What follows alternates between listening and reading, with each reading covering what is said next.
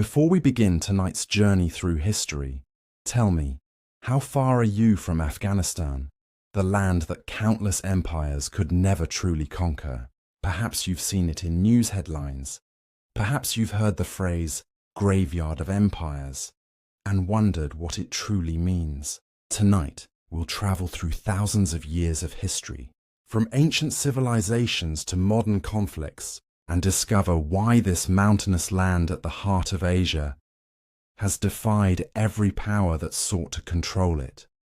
So settle in, let the world fade away, and join me as we walk through the valleys and mountains of a land where history itself seems to echo from the stones. Afghanistan. Even the name carries weight, conjuring images of rugged mountains, ancient trade routes, and endless conflict.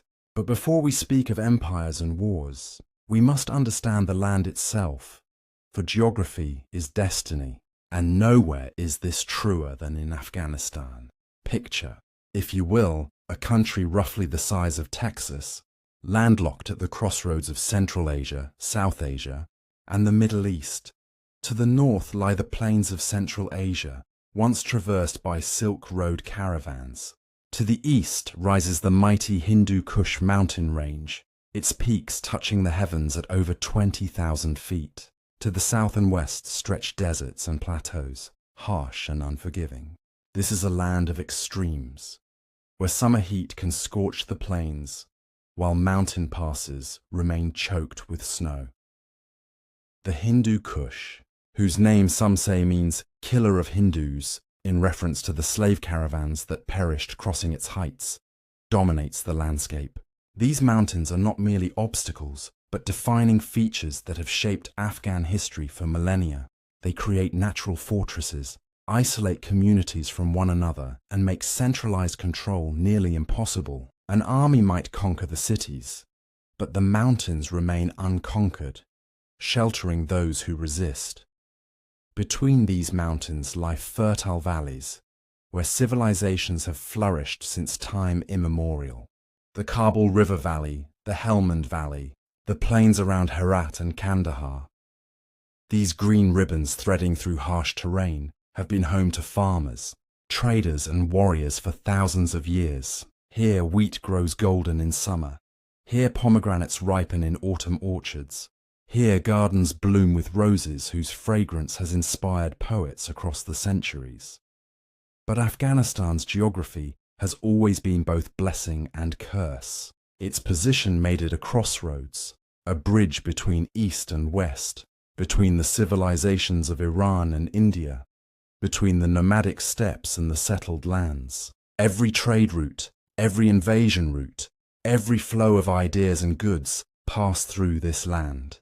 To control Afghanistan was to control the heart of Asia, or so many empires believed. Yet that same geography that made it valuable also made it unconquerable. The mountains that couldn't be bypassed also couldn't be held. The valleys that enriched conquerors also sheltered resistance. The people of this land are as diverse as its terrain. Pashtuns in the south and east, speaking Pashto and following ancient tribal codes. Tajiks in the north and west, Persian-speaking descendants of Central Asian settlers. Hazaras in the central highlands, Turkmen and Uzbeks in the northern plains, Baloch in the southwest. These ethnic groups, each with their own language, culture and history, have coexisted and conflicted for centuries. No foreign power has ever succeeded in uniting them under outside rule for long, and even Afghan rulers have struggled with this diversity. It is said that Afghanistan is not so much a nation as a collection of nations held together by geography and common resistance to outsiders. There is truth in this, though it is not the whole truth. For beneath the ethnic diversity lies something deeper, a shared experience of survival in harsh lands, a common pride in never being truly conquered, a collective memory of empires that came and went while the Afghan people remained. This, then, is the stage upon which our story unfolds. A land of mountains and valleys, of harsh beauty and ancient cultures, positioned at the crossroads of civilizations. A land that would see the rise and fall of more empires than perhaps any other place on Earth. A land that would earn its reputation as the graveyard of empires not through military superiority, but through something more fundamental. The simple, stubborn refusal to be permanently conquered. As night settles over the Hindu Kush, as stars emerge above peaks that have watched human history unfold for millennia, let us begin our journey into the past. Let us discover how this land became what it is, and why every empire that sought to hold it eventually had to let it go. Ancient Afghanistan. Crossroads of civilizations, long before the modern nation of Afghanistan existed. Before Islam or Buddhism or even written history, people lived in these valleys. Archaeological evidence suggests human habitation stretching back 50,000 years or more. Cave dwellings, stone tools, evidence of early agriculture. The marks of human presence are ancient here. But our story truly begins when this land entered the light of recorded history, when it became part of the great empires of antiquity. The first great empire to incorporate what we now call Afghanistan was the Achaemenid Persian Empire, that vast realm that stretched from the Aegean Sea to the Indus River. Around the 6th century BCE, Cyrus the Great, the founder of this empire, brought the eastern Iranian peoples under Persian control. The region known as Bactria, roughly corresponding to northern Afghanistan, became one of the wealthiest and most important provinces of the empire. Here, the Persian kings maintained great estates and summer palaces, escaping the heat of their southwestern capitals for the cooler mountain air. The Persians brought organization, the concept of satrapy governance, and connection to a wider world. The Royal Road, that marvel of ancient engineering, connected this region to the imperial capitals of Persepolis and Susa. Ideas, goods, and people flowed along these routes. Zoroastrianism, the religion of the Persian kings, spread through the region, though older local beliefs and practices persisted alongside it. Under Persian rule, the cities of Bactria flourished. Balkh, which the ancients called Bactra, became known as the mother of cities, a center of wealth and learning. Irrigation systems brought water to fields, supporting prosperous agriculture.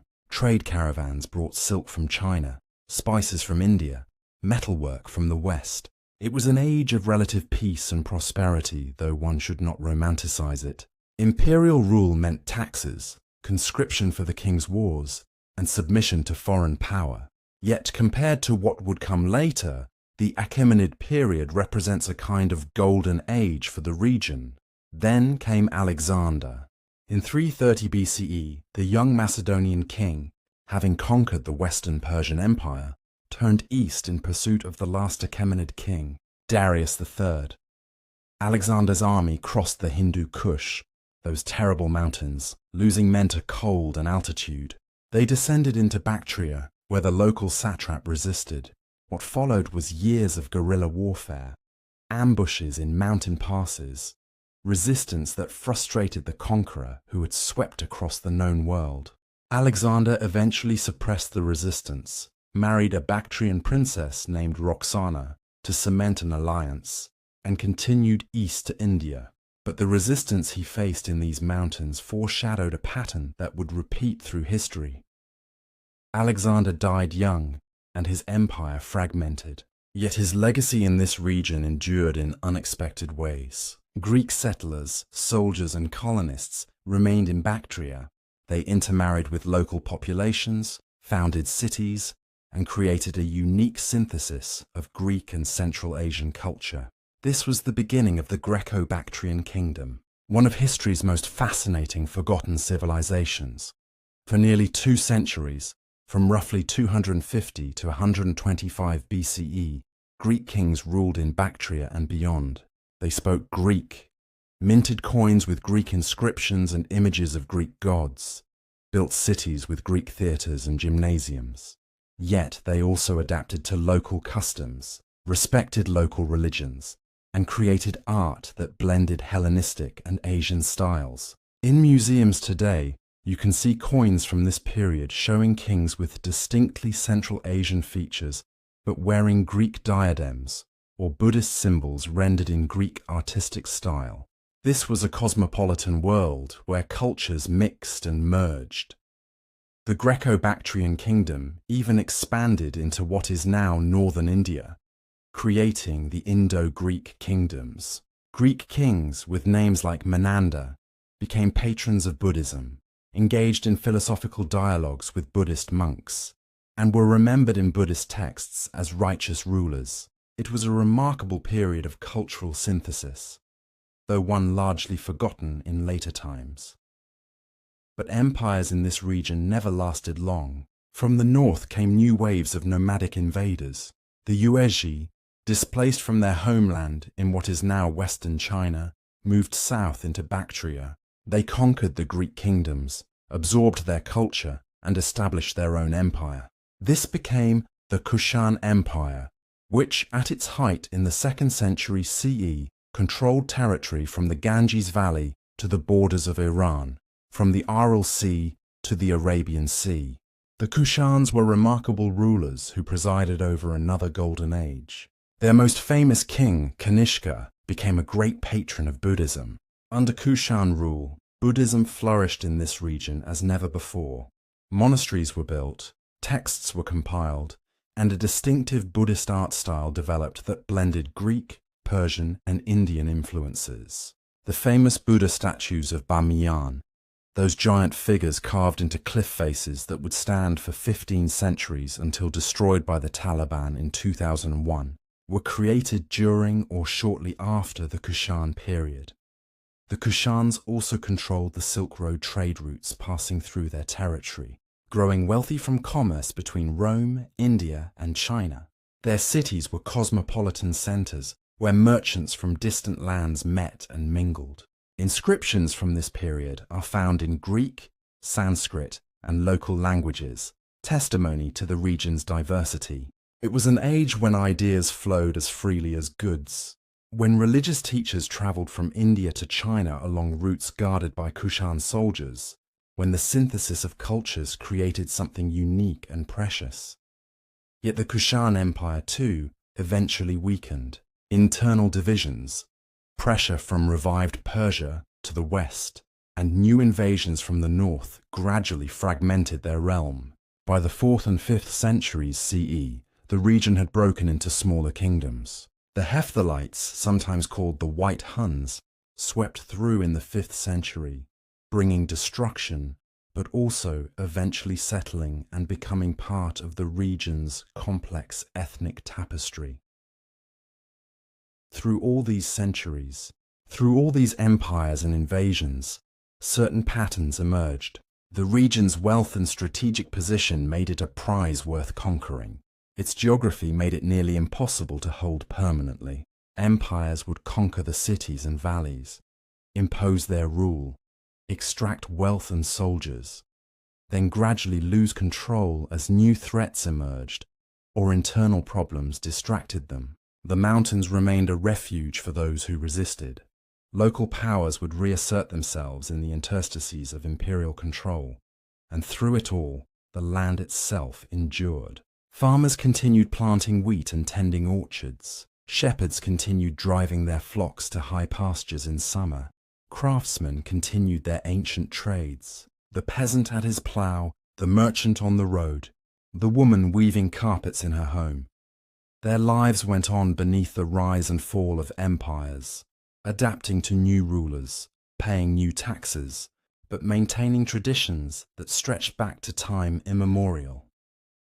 As the ancient world gave way to medieval times, as Buddhism gradually declined and a new religion arose in Arabia, this land would face yet another transformation. The coming of Islam would reshape the region more profoundly than any previous conquest, creating continuities that persist to this day. But that transformation, momentous as it was, followed patterns established in these ancient centuries. Conquerors came bearing new faiths and new systems. The land absorbed them, changed them, outlasted them.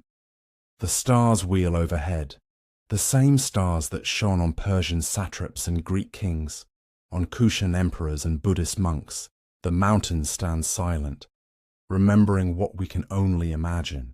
And our journey continues forward through time, toward the medieval world and the faith that would define this region for the next millennium and beyond. The coming of Islam and medieval empires in the 7th century CE, as the Sassanid Persian Empire and Byzantine Rome exhausted themselves in endless warfare, a new power arose in Arabia. Muhammad, the prophet of Islam, united the Arabian tribes under a new monotheistic faith. After his death in 632 CE, his followers burst forth from the peninsula in a wave of conquests that would transform the ancient world. Within a century, Muslim armies had conquered an empire stretching from Spain to Central Asia, spreading a religion and culture that would reshape human history.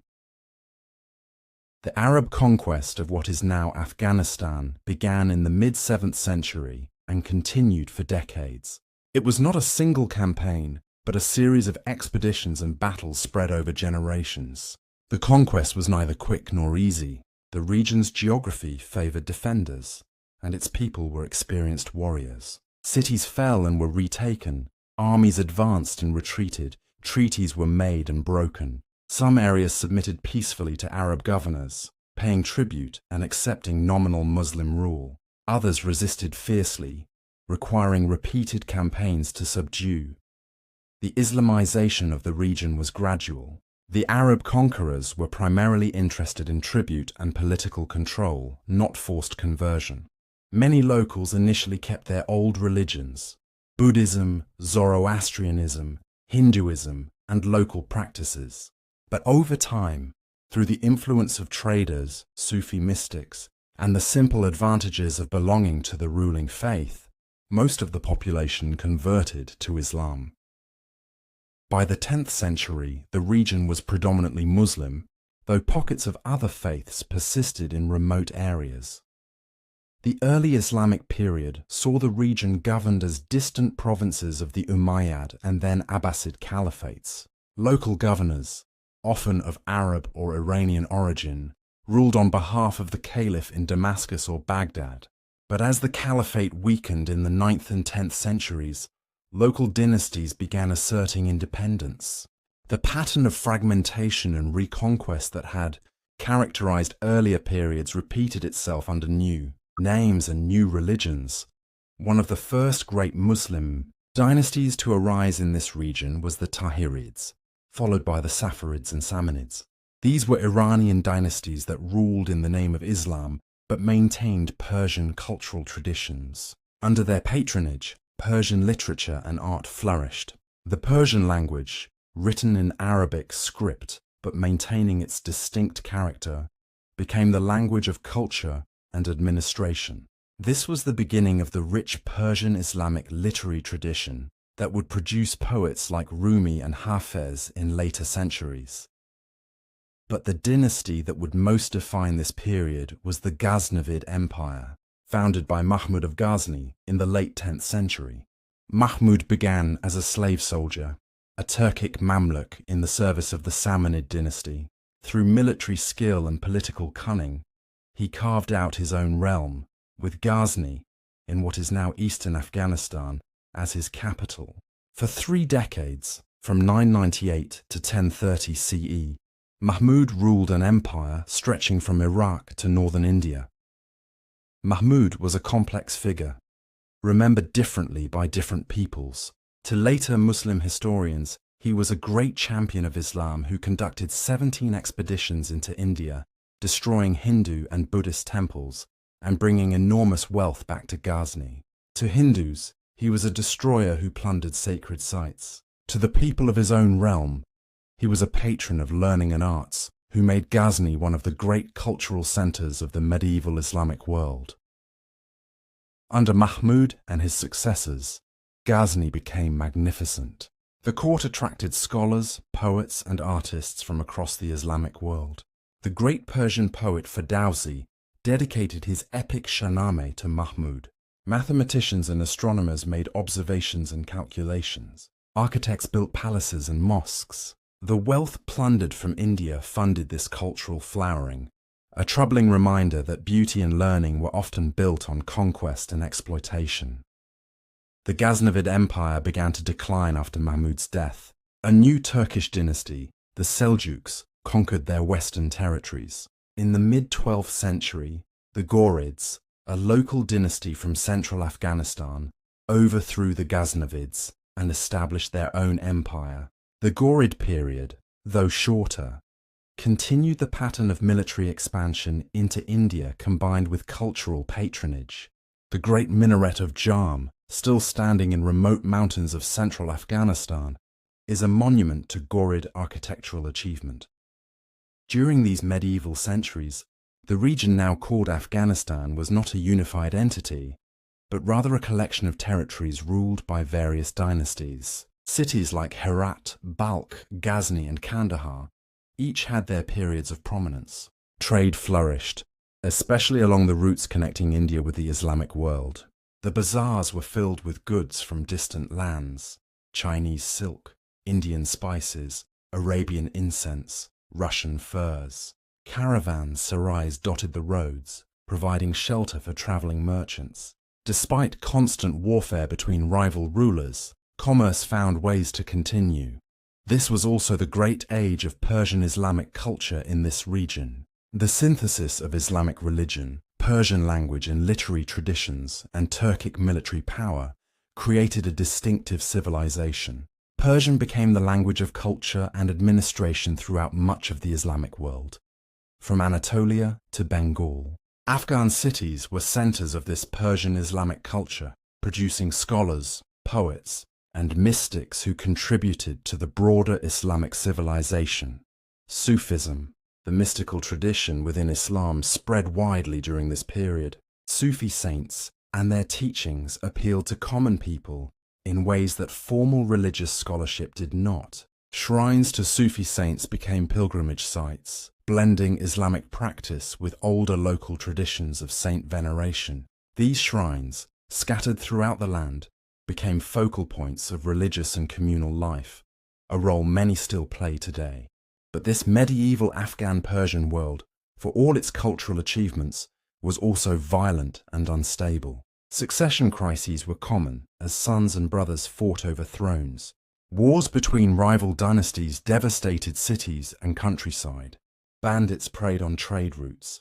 The glorification of conquest and warrior virtues, while producing magnificent poetry and heroic legends, also meant that warfare was endemic. The common people, caught between competing powers, paid the price in blood and treasure. And always, there was the threat from the north. The Central Asian steppes, that vast grassland stretching from Hungary to Mongolia, were home to nomadic peoples whose mobility and military skills made them formidable threats to settled civilizations. Time and again, waves of nomadic invaders had swept down from these plains. The region had absorbed many such invasions as conquerors settled, adopted local cultures, and became the next generation of rulers. But in the 13th century, a storm was gathering on the steppe that would prove more devastating than anything that had come before. His name was Temujin, better known to history as Genghis Khan. And his coming would mark the greatest catastrophe in the history of this land, a destruction so complete that the region would take centuries to recover. But that horror awaits us in our next chapter. For now, as the medieval Islamic world reached its cultural height, as poets sang of love and mystics sought union with God, the last peaceful years were passing. The Mongol storm was coming, and nothing would be the same afterward. The Mongol catastrophe and recovery. The year was 1219. Genghis Khan, having united the Mongol tribes and conquered northern China, turned his attention westward. What prompted his invasion of the Islamic world was, according to tradition, the murder of Mongol merchants and envoys by the Khwarezmian Shah, ruler of a vast empire stretching from Central Asia to Iran. Whether this was merely a pretext or genuine provocation, the result was the same. Genghis Khan unleashed a military campaign of unprecedented brutality. The Mongol armies that swept across Central Asia and into what is now Afghanistan were unlike anything the region had seen before. Mongol warfare combined mobility, discipline, and tactical sophistication with a policy of terror designed to break enemy resistance. Cities that submitted peacefully might be spared, though still stripped of wealth. Cities that resisted faced annihilation. The great cities of Afghanistan fell one by one. Balkh, that ancient mother of cities, with its thousands of years of history, was so thoroughly destroyed that a later traveller described it as completely uninhabited. Herat resisted for months but eventually fell. The Mongols reportedly killed every living thing in the city: men, women, children, even dogs and cats. When they left, Herat was a city of the dead. Modern historians debate the exact numbers, but contemporary sources speak of hundreds of thousands killed. Bamyan, where Genghis Khan's favourite grandson was killed during the siege, suffered particular vengeance. The Khan ordered that every living being be killed and that the city never be rebuilt. The ruins remained abandoned for generations, a monument to Mongol fury. Even today, the name Bamyan is associated not with its ancient glory, but with the more recent destruction of the Buddha statues, as if the city were cursed to repeatedly witness obliteration. The demographic and cultural impact of the Mongol conquest was staggering. Historians estimate that perhaps 10 to 15 million people died across the Islamic world during the Mongol invasions, a significant portion of the global population at that time. In Afghanistan specifically, the destruction was so complete that many cities never fully recovered their former populations. Irrigation systems, built up over centuries, were destroyed and abandoned. Agricultural land reverted to desert. The sophisticated urban culture that had flourished under the Ghaznavids and Ghurids was largely obliterated. The Mongols did not remain as direct rulers for long. After Genghis Khan's death in 1227, his empire was divided among his heirs. Afghanistan fell within the territory of his second son Chagatai and his descendants. But Mongol rule was light in most areas, more concerned with extracting tribute than imposing administration. Local rulers continued to govern under Mongol suzerainty, and gradually the Mongols themselves began adopting the culture of their subjects. By the late 13th and early 14th centuries, the Mongols in this region were converting to Islam and adopting Persian language and customs. The process that had occurred with so many previous invaders repeated itself. The conquerors became the conquered, at least culturally. A grandson of Genghis Khan might still trace his lineage with pride, but he would pray toward Mecca, speak Persian, and patronize Muslim scholars and poets. Yet the recovery was slow and incomplete. The region never fully regained its pre-Mongol prosperity during the medieval period. Trade routes shifted, and the political fragmentation meant constant small-scale warfare between local rulers. The peasantry, struggling to rebuild irrigation systems and repopulate empty lands, bore the burden of this slow recovery. Then came Timur, known in the West as Tamerlane. Like Genghis Khan, Timur was a Turco-Mongol conqueror who built a vast empire through military genius and calculated terror. Beginning in the 1370s, Timur conquered everything from India to Anatolia, from southern Russia to the Persian Gulf. He claimed descent from Genghis Khan and saw himself as restoring the Mongol Empire, though he was probably not actually descended from the great conqueror, Afghanistan, as a crossroads inevitably lay in Timur's path. Herat became one of his capitals, rebuilt and beautified on his orders. Timur's conquests brought new devastation to some areas, but his patronage of arts and architecture also initiated a cultural revival. The Timurid period, especially under Timur's successors in the 15th century, saw a remarkable renaissance of Persian Islamic culture. Herat, under Timurid rule, became one of the great cultural centers of the Islamic world. The ruler Shah Rukh and his wife Gauhar Shad were sophisticated patrons of arts and sciences. Miniature painting reached new heights of refinement. Architecture combined grandeur with mathematical precision. Poets and scholars gathered at court. The astronomer Ulugh Beg, Timur's grandson, built observatories and calculated the positions of stars with remarkable accuracy. This was a court where beauty and learning flourished, though built upon the foundation of conquest and maintained through taxation of peasants, who had barely recovered from earlier devastation. But Timurid rule, like all previous empires, did not last. By the early 16th century, the dynasty had fragmented into competing branches. New powers were rising: the Safavid dynasty in Persia, the Uzbek Khanates in Central Asia, and most significantly, the Mughal Empire in India, founded by Babur, a Timurid prince who lost his Central Asian kingdom and sought fortune to the south. Babur's story is worth pausing on, for he was one of the most remarkable figures in Afghan history. Born in 1483 in Fergana, in what is now Uzbekistan, Babur inherited a small kingdom at age 12 and spent his teenage years fighting to hold it. He lost, gained, and lost again Samarkand, the greatest city of Central Asia. Finally, defeated by the Uzbeks, he turned south and captured Kabul in 1504. For the next 2 decades, Kabul served as his base, and his memoirs describe his love for the city, its gardens, its climate, its position.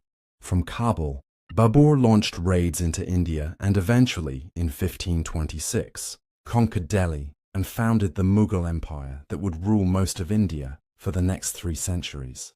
His descendants would become the great Mughal emperors, patrons of art and architecture who built the Taj Mahal and ruled over one of the world's wealthiest empires. But Babur never forgot Kabul. Even after becoming Emperor of India, he returned when he could, and when he died in 1530, he was buried in a garden in Kabul that he had designed himself, on a hillside overlooking the city he loved. The establishment of 3 great empires, the Ottomans in the west, the Safavids in Persia, and the Mughals in India, left the Afghan region as a frontier zone, contested by all but controlled by none. The Safavids, who were Shia Muslims, held Herat and western Afghanistan for long periods. The Mughals controlled Kabul and eastern regions. In between, local Pashtun and other groups maintained varying degrees of autonomy, playing the great empires against each other. This period, from roughly 1500 to 1700, saw Afghanistan as a perpetual borderland.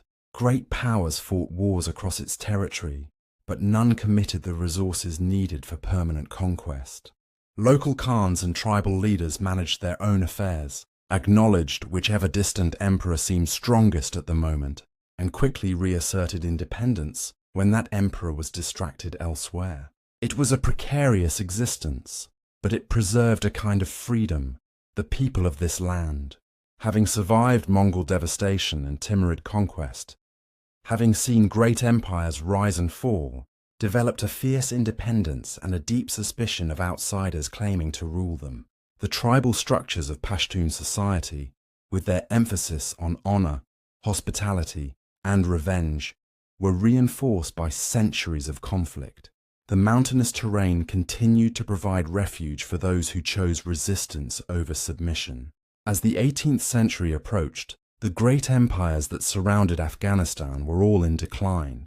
The Mughal Empire, weakened by succession wars and regional rebellions, was fragmenting. The Safavid dynasty in Persia had collapsed in chaos. The Uzbek Khanates were divided and weak. Into this power vacuum, Afghan tribes would emerge not as subjects of empire, but as empire builders themselves.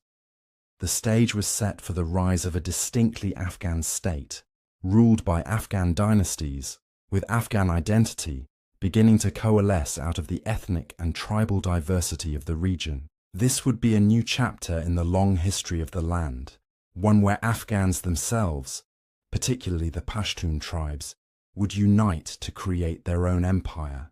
But empires built by Afghans would prove as unstable as those built by outsiders. For the same geography and ethnic diversity that made the land hard to conquer also made it hard to unite. The night deepens over the Hindu Kush. The mountains that had seen so much blood, so much destruction and recovery, stood silent witness to the approaching dawn of a new age, an age of Afghan empire. but also an age when two new great powers, Britain and Russia, would begin their competition for influence in Central Asia, a competition that would shape Afghan history for the next 2 centuries. But before we turn to that great game, we must see how Afghanistan first became a unified kingdom, how Ahmad Shah Durrani built the first Afghan empire, and how that empire planted the seeds of modern Afghan identity. The rise of Afghan identity, the Durrani Empire in 1747. Nader Shah, the brilliant and brutal military leader who had briefly reunited Persia, was assassinated by his own officers. His death threw the region into chaos, with various generals and princes fighting for supremacy. Among the soldiers in Nader Shah's army were thousands of Afghans, particularly from the Pashtun tribes. One of these was a young man named Ahmad Khan Abdali from the Sadazai section of the Popalzai tribe. Ahmad Khan was 25 years old when Nader Shah died. He was already a commander of 4,000 Afghan cavalry, having proven himself in numerous campaigns. When news of the assassination reached the Afghan contingent, Ahmad Khan made a decision that would change history. Rather than join one of the Persian factions fighting for succession, he gathered his Afghan forces and marched toward Kandahar, into the heart of Afghan territory. In the autumn of 1747, a council of Afghan tribal leaders, a lawyer jirga in the traditional Afghan manner, gathered near Kandahar to select a king. Multiple candidates put themselves forward, each backed by their own tribe or clan. The deliberations went on for days, with no consensus emerging. Then, according to tradition, a holy man named Sabir Shah placed a wheat stalk in Ahmad Khan's turban and declared him Shah king. The assembled leaders accepted this choice, perhaps seeing in Ahmad Khan a leader young enough to unite them, but not tied to any single tribal faction. Ahmad Khan took the title Ahmad Shah and adopted the name Dur-i-Duran, Pearl of Pearls, which became the name of his tribe and dynasty, the Durrani. What followed was 26 years of almost constant military campaigning that created the largest empire Afghanistan has ever known. Ahmad Shah Durrani was a military genius who understood the importance of mobility, surprise, and timing. He also understood Afghanistan's position between declining empires and saw opportunity. To the west, Persia was fragmented and weak. To the east, the Mughal Empire was collapsing. To the north, the Uzbek Khanates were divided. Ahmad Shah moved to fill the power vacuum. His first campaigns were into Persia, securing Herat and Mashhad. Then he turned east toward India. Between 1748 and 1769, Ahmad Shah conducted 9 major expeditions into India, each penetrating deeper into Mughal territory. In 1761, at the Third Battle of Panipat, Ahmad Shah's forces defeated a Maratha army that had come north to contest Mughal succession. This battle was one of the largest and bloodiest of the 18th century, with perhaps 80,000 killed in a single day. The victory at Panipat made Ahmad Shah the master of northern India, though he did not attempt permanent occupation. His strategy was to extract wealth and tribute, install puppet rulers, then withdraw to Afghanistan before the monsoon rains made campaigning impossible. This pattern repeated across his reign. Rapid conquests followed by equally rapid withdrawals, leaving local governors in charge but acknowledging Durrani sovereignty. At its height, the Durrani Empire stretched from eastern Iran to Kashmir, from the Amu Darya River to the Arabian Sea. It controlled major trade routes and some of the wealthiest regions in Asia. Tribute flowed to Kandahar from dozens of provinces. Ahmad Shah was recognized as one of the great Asian monarchs of his time, corresponding as an equal with the Ottoman Sultan and the Chinese Emperor. But Ahmad Shah's empire was built on personal leadership and military success, not on institutions or administrative systems. He relied on tribal levies for his army, which meant campaigns had to be short because tribesmen wanted to return home for planting or harvest. He had no standing bureaucracy to govern distant provinces, only appointed governors whose loyalty lasted as long as his army was nearby. The empire's wealth came from plunder and tribute, not from sustainable taxation or economic development. This was a traditional nomadic empire, held together by the charisma and military genius of one man. Ahmad Shah died in 1772, probably from cancer. His tomb in Kandahar remains a pilgrimage site to this day, and he is remembered as Ahmad Shah Baba, the father of the Afghan nation. This title is not undeserved, for though his empire did not long survive him, he established certain precedents that shaped Afghan identity. He united the Pashtun tribes under Afghan leadership. He made Kandahar and later Kabul centers of political power. He established the pattern of Afghan rule over the diverse ethnic groups of the region. These achievements, despite their impermanence, created the foundation of modern Afghanistan. The succession after Ahmad Shah's death immediately revealed the empire's fragility. His son Timur Shah moved the capital from Kandahar to Kabul, partly to be more centrally located, partly to escape the tribal politics of Kandahar. This angered the Kandahari tribes who had supported Ahmad Shah. Timur spent much of his reign putting down rebellions and lost control of several provinces. By his death in 1793, the empire had already significantly contracted. What followed was decades of civil war.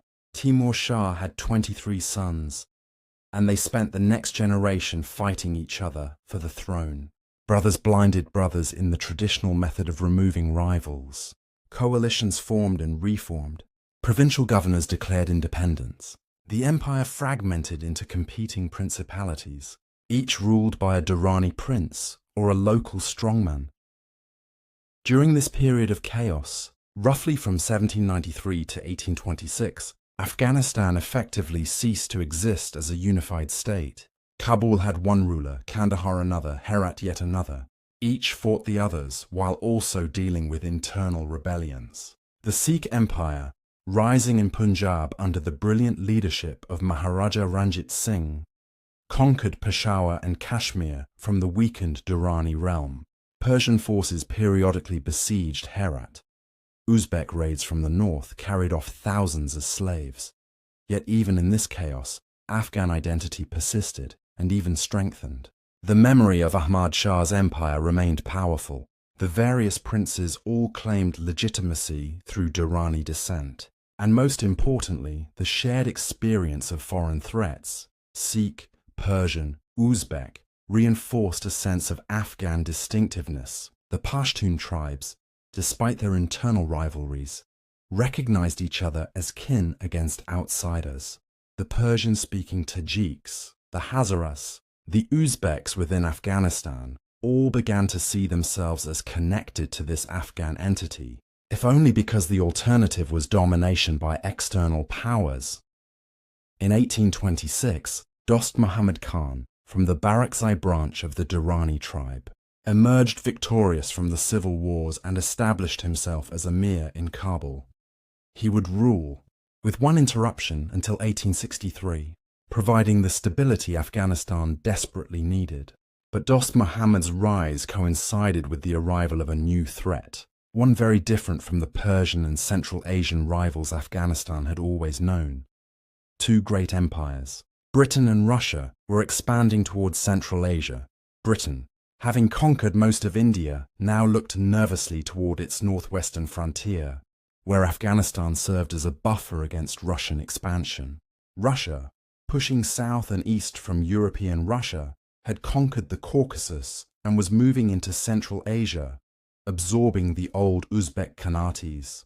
Afghanistan lay between these two expanding empires, and its strategic position made it valuable to both. The Afghans, having barely recovered from internal civil wars, now found themselves caught in what would become known as the Great Game, the competition between Britain and Russia for influence in Central Asia. This game would dominate Afghan politics for the next century and would lead to 3 wars with Britain, each teaching the British Empire painful lessons about the limits of military power in Afghanistan's mountains. Dost Muhammad tried to navigate between these two powers, seeking aid from both while maintaining independence. But the British, paranoid about Russian influence and believing they could install a more compliant ruler, made a decision that would prove catastrophic. They decided to invade Afghanistan, overthrow Dost Muhammad, and install a former Durrani ruler who had been in exile for decades. This decision would lead to one of the greatest military disasters in British history. As the sun sets over Kabul in 1838, as British agents and diplomats plot their invasion, as Dost Muhammad tries desperately to maintain his precarious independence, the stage is set for the First Anglo-Afghan War. The British Army of the Indus, 30,000 strong with modern weapons and supreme confidence, begins its march toward Afghanistan. They believe this will be a quick campaign, a demonstration of British power, after which they can install their puppet and withdraw.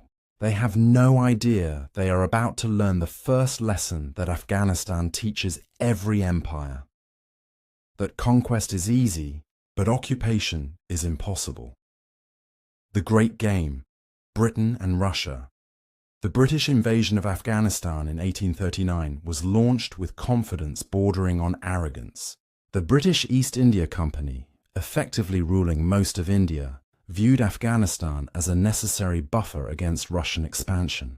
When Dost Muhammad Khan, the Amir in Kabul, sought Russian assistance against the Sikhs who had taken Peshawar, the British decided he had to be replaced.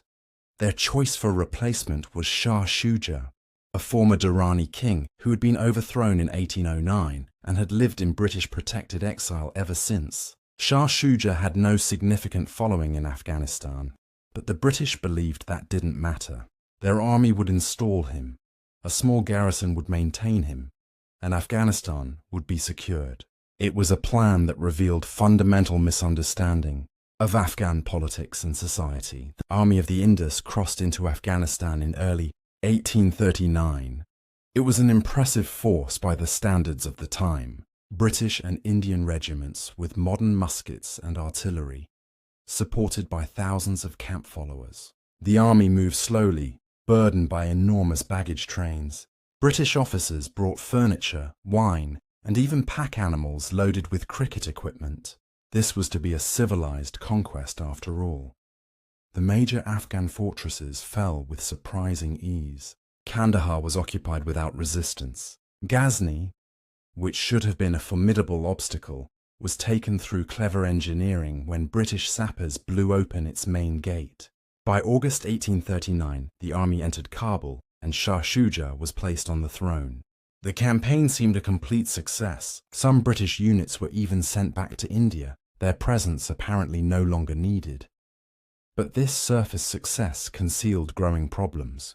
Shah Shuja, despite British backing, commanded little respect from Afghan leaders. The tribal Khan saw him as a British puppet and treated him accordingly. Dost Muhammad, who had fled to the north, remained at large and was conducting guerrilla warfare. British payments to tribal leaders to maintain their loyalty were creating a culture of bribery while not actually securing loyalty. Afghan society was not a hierarchy where controlling the top meant controlling the whole. It was a complex network of tribes, clans, and individuals, each with their own interests and honor to maintain. The British military presence in Kabul became increasingly isolated. Officers brought their wives and established a comfortable colonial lifestyle, seemingly oblivious to the growing resentment around them. They requisitioned houses and supplies, often inadequately paying for them. They interfered in local customs. Their very presence, Christian foreigners ruling through a puppet, offended Afghan sensibilities. Dost Muhammad finally surrendered in November 1840, apparently accepting British rule. He was sent to comfortable exile in India, and this seemed to confirm British success. But the underlying tensions continued to build. The new British envoy, William McNagton, decided to reduce payments to tribal leaders, reasoning that the threat had passed. This decision proved catastrophic. The tribes that had been bought off now became hostile, and they began to coordinate. In November 1841, the storm broke. An uprising in Kabul killed a British officer, and within hours the entire city was in revolt. The British garrison found itself besieged in a cantonment that had not been designed for defence. Shah Shuja's forces either deserted or joined the rebels. The British, who weeks before had seemed securely in control, were suddenly fighting for survival. MacNagtan attempted to negotiate with the rebel leaders, but during one such meeting, he was killed and his body mutilated and displayed in the bazaar. The new British commander, General William Elphinstone, elderly and indecisive, was overwhelmed by the crisis. With supplies running low and the cantonment under constant attack, he made the fatal decision to evacuate Kabul and retreat to Jalalabad, 90 miles away through winter mountain passes. What followed was one of the greatest military disasters in British history. On January 6, 1842, approximately 4,500 British and Indian troops, along with 12,000 camp followers including women and children, left Kabul under promises of safe passage from Afghan leaders. Those promises proved worthless, or perhaps were never sincere. The retreat became a running battle through snow-choked passes. Afghan tribesmen, who had been watching from the heights, attacked repeatedly. The British column disintegrated under the assaults. Freezing temperatures killed as many as hostile fire. The soldiers, many of them Indian sepoys unaccustomed to harsh cold, simply collapsed and died. Officers tried to maintain order, but without food, shelter, or security, discipline broke down. The strongest pushed ahead, the weak fell behind and were killed. After a week of this nightmare, the remnants of the army reached Gandamak, only 30 miles from Jalalabad. There they were surrounded and wiped out in a last stand. Only one man, a British army surgeon named William Brydon, reached Jalalabad alive, though a few prisoners were taken and later released. When a watchman at Jalalabad asked Brydon where the army was, he reportedly replied, "I am the army." Of 16,000 who left Kabul, one survived. The complete annihilation sent shockwaves through British India and London. The British response was rapid. An army of retribution marched back into Afghanistan, recaptured Kabul, and destroyed parts of the Great Bazaar in revenge. They freed prisoners and then withdrew entirely from Afghanistan, recognizing that permanent occupation was impossible. Dost Muhammad was allowed to return from exile and resume his position as emir. The entire 3-year adventure had achieved nothing except demonstrating the limits of British military power. The lessons the British drew from this disaster were complex and contradictory. Some recognized that Afghanistan could not be conquered and should be left as a neutral buffer state. Others believed the problem was merely tactical, that next time they would do better. This debate would continue for decades, and ultimately the British would try again, with similar results. For 20 years after the First Anglo-Afghan War, Britain pursued a policy of masterly inactivity toward Afghanistan, supporting Dost Muhammad diplomatically, but not interfering internally. Dost Muhammad proved an effective ruler, gradually extending his control over Kandahar and Herat and reuniting Afghanistan under Kabul's authority. When he died in 1863, he left a relatively stable kingdom to his successors. But the succession again proved problematic. Dost Muhammad's sons fought among themselves, and his grandson Sher Ali eventually emerged victorious in 1868. Sher Ali wanted to modernize Afghanistan, to build a regular army and centralized administration, but he needed external support, and the two obvious sources were Britain and Russia. Russia, meanwhile, had been steadily expanding in Central Asia. By the 1860s and 1870s, Russian armies had conquered the ancient khanates of Bukhara, Khiva, and Kokand. Russian territory now directly bordered Afghanistan to the north. From the British perspective in India, this was alarming. The buffer zone was collapsing. Afghanistan seemed increasingly vulnerable to Russian pressure. British policy oscillated between forward and defensive schools. The forward school argued for direct British control of Afghanistan's foreign policy and strategic points to prevent Russian influence. The defensive school preferred a neutral Afghanistan that could serve as a buffer. Unfortunately for Sher Ali, the forward school gained ascendancy in the late 1870s under Viceroy Lord Lytton. When a Russian diplomatic mission reached Kabul in 1878, the British demanded they be allowed to send their own mission. Sher Ali, caught between the two empires and trying to maintain neutrality, refused to receive the British mission. Lytton used this refusal as a pretext for war. In November 1878, British forces invaded Afghanistan from 3 directions in what became the Second Anglo-Afghan War. This time, the British were better prepared and had clearer objectives. They did not intend to occupy the entire country, but to control strategic points and force a treaty that would give Britain control over Afghan foreign policy. The initial military operations were successful. British forces occupied Kandahar, Jalalabad, and advanced toward Kabul. Sher Ali fled north and died shortly after, leaving his son Yaqub Khan to negotiate. The Treaty of Gandamak in May 1879 seemed to give Britain what it wanted: control over Afghan foreign policy, the right to station a British resident in Kabul, and control of strategic passes. In return, Britain would pay a subsidy and support Yaqub Khan against external threats. But once again, British success proved illusory.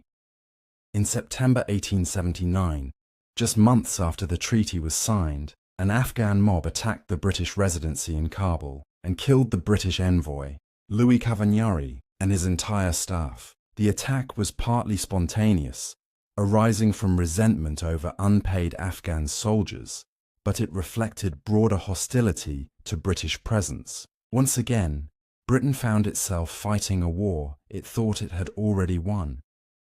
General Frederick Roberts marched on Kabul with a relief force, defeated the Afghan army, and occupied the city. But occupying was not the same as controlling. Yaqub Khan abdicated, preferring British exile to the impossible position of being both Afghan king and British puppet. The British found themselves directly administering Kabul with no legitimate Afghan authority to work through. Through the winter of 1879 to 1880, Roberts faced constant attacks from Afghan forces under various tribal leaders.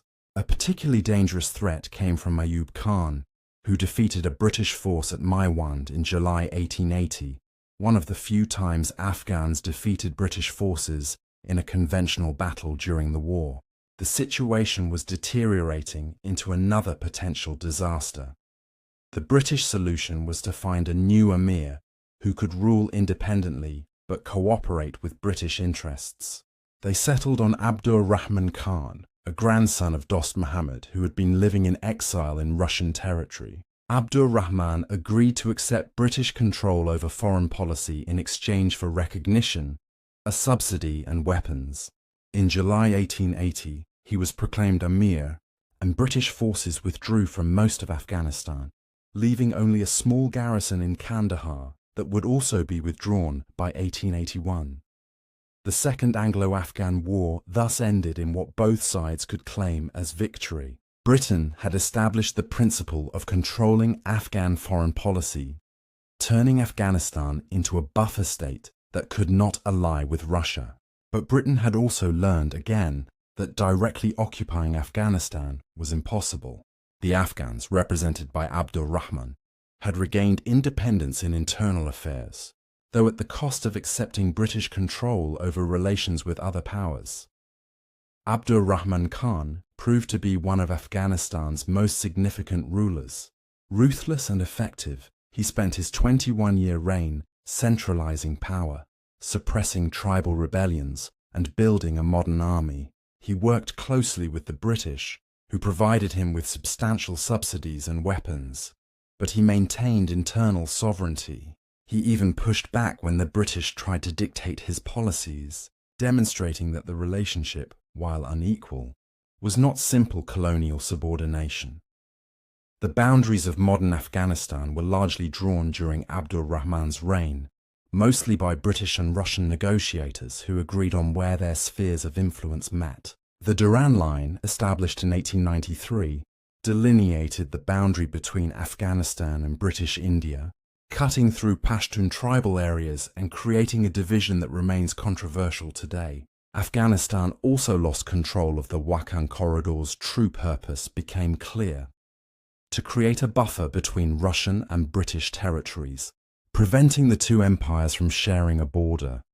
When Abdul Rahman died in 1901, he left Afghanistan more unified and centralized than it had been since Ahmad Shah Durrani's time. His son Habibullah succeeded peacefully, an unusual event in Afghan history. Habibullah continued his father's policies of modernization while maintaining careful neutrality between Britain and Russia. When World War I erupted in 1914, he kept Afghanistan neutral, despite Ottoman and German attempts to bring it in on their side, and despite pressure from anti-British factions within Afghanistan. Habibullah's assassination in 1919 brought his son Amanullah Khan to power. Young and idealistic, Amanullah looked at the post-World War I world and saw opportunity. The Russian Empire had collapsed into revolution. The British Empire had been weakened by 4 years of total war. Indian nationalist movements were challenging British rule. Amanullah declared full Afghan independence and refused to accept any British role in Afghan foreign policy. The British response was military action, the Third Anglo-Afghan War, but this war, fought in May and June 1919, was brief and indecisive. Afghan forces invaded British India, capturing some border areas. The British responded with punitive raids and, crucially, air attacks on Jalalabad and Kabul, the first use of aerial bombardment in Afghan history. But the British had no appetite for another prolonged war in Afghanistan. They agreed to negotiate, and the resulting Treaty of Rawalpindi recognized full Afghan independence in foreign affairs. The Third Anglo-Afghan War thus ended what the first two had failed to: British attempts to control Afghan foreign policy. Amanullah had achieved full independence through a combination of military action and fortunate timing. The British, exhausted by World War I and facing challenges throughout their empire, were willing to grant what they had refused for 80 years. Afghanistan was finally truly independent, but independence brought its own challenges. Amanullah's rapid modernization efforts would alienate conservative and tribal elements. The collapse of British subsidies would create fiscal problems. Most significantly, Afghanistan would have to navigate the turbulent 20th century without the support or constraint of British power. The Afghan state that emerged from these wars with Britain was more centralized and defined than ever before, but it was also vulnerable to internal divisions and external pressures that would shape the rest of its tragic 20th century history. As the sun rises over Kabul in 1920, as Amanullah begins his ambitious plans to transform Afghanistan into a modern nation, the path ahead is filled with promise and peril. The age of British interference has ended, but new challenges await. The story of modern Afghanistan, of kings and communists, of Soviet invasion and civil war, of Taliban rule and American intervention, all flows from this moment of hard-won independence. But those chapters await us still, through the long night of history that continues to unfold. 20th century modernization and turmoil. Amanullah Khan came to power with a vision: to transform Afghanistan from a tribal society into a modern nation-state.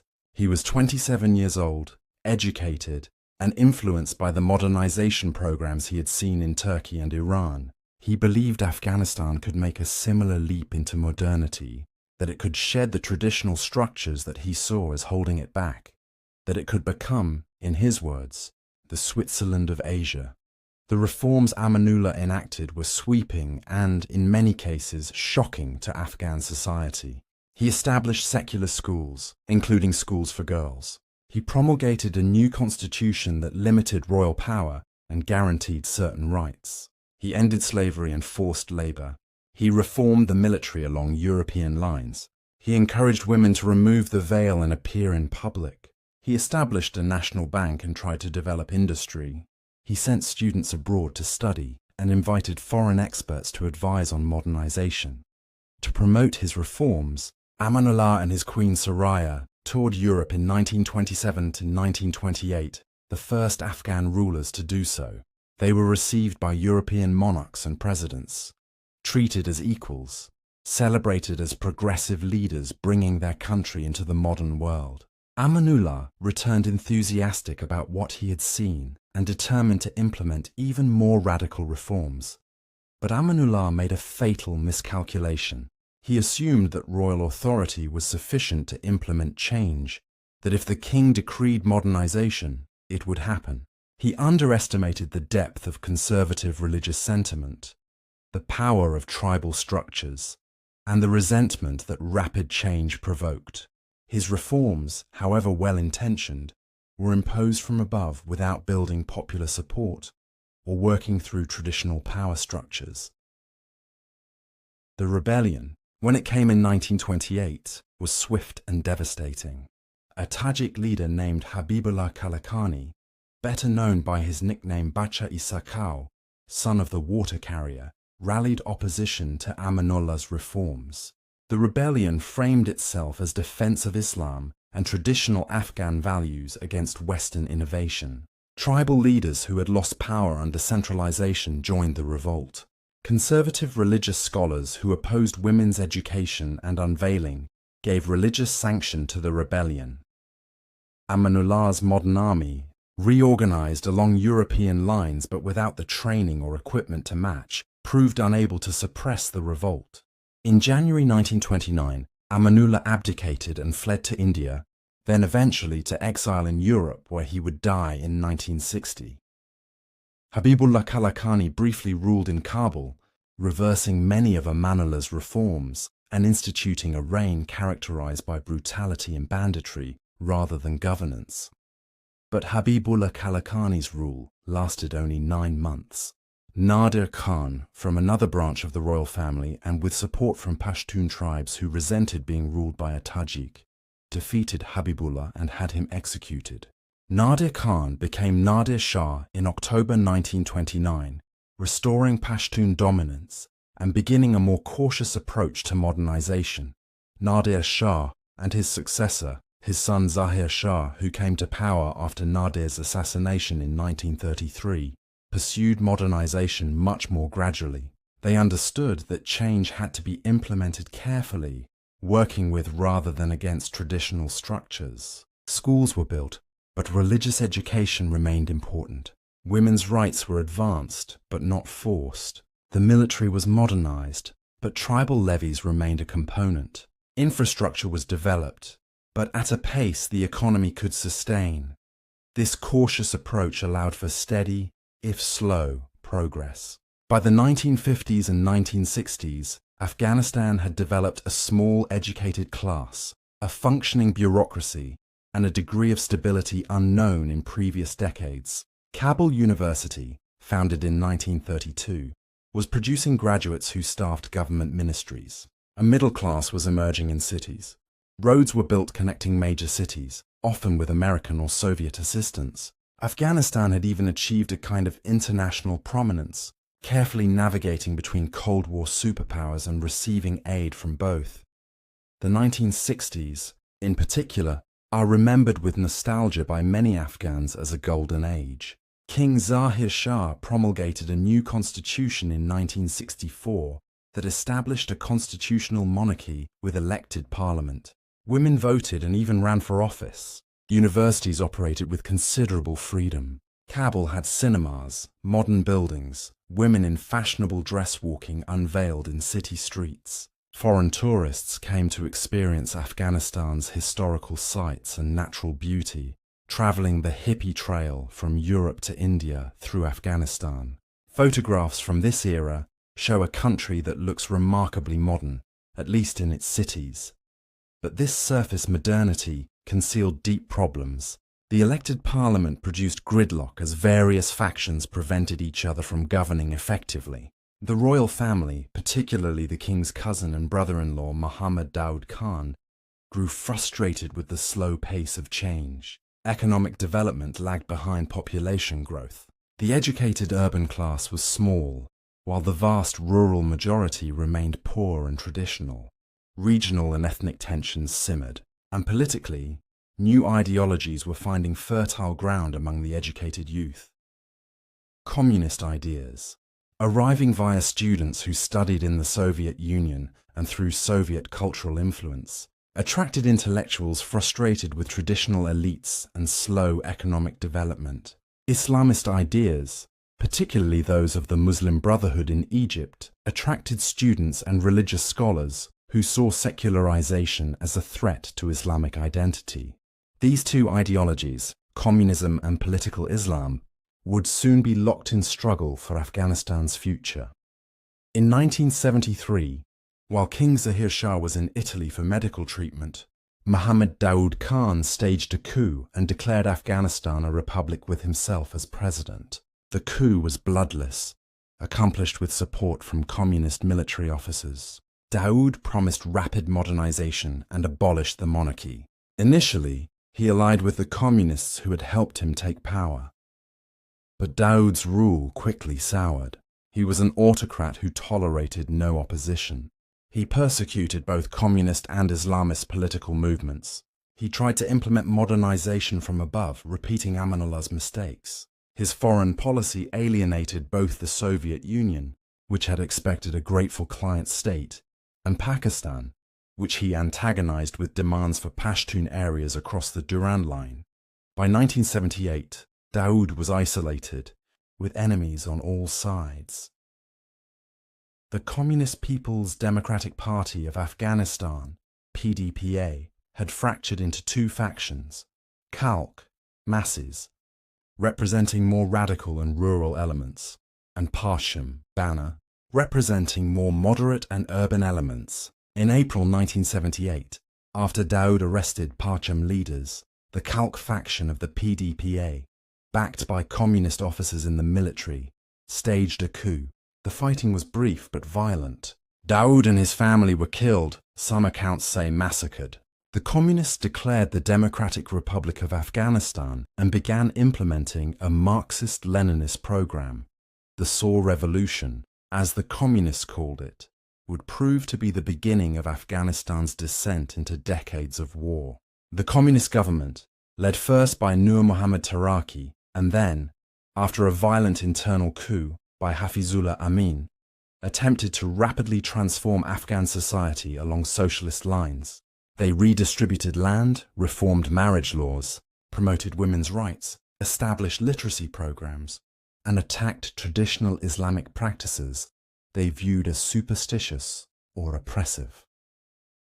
These reforms, however well-intentioned from a Marxist perspective, were imposed with brutal force on a conservative, religious society.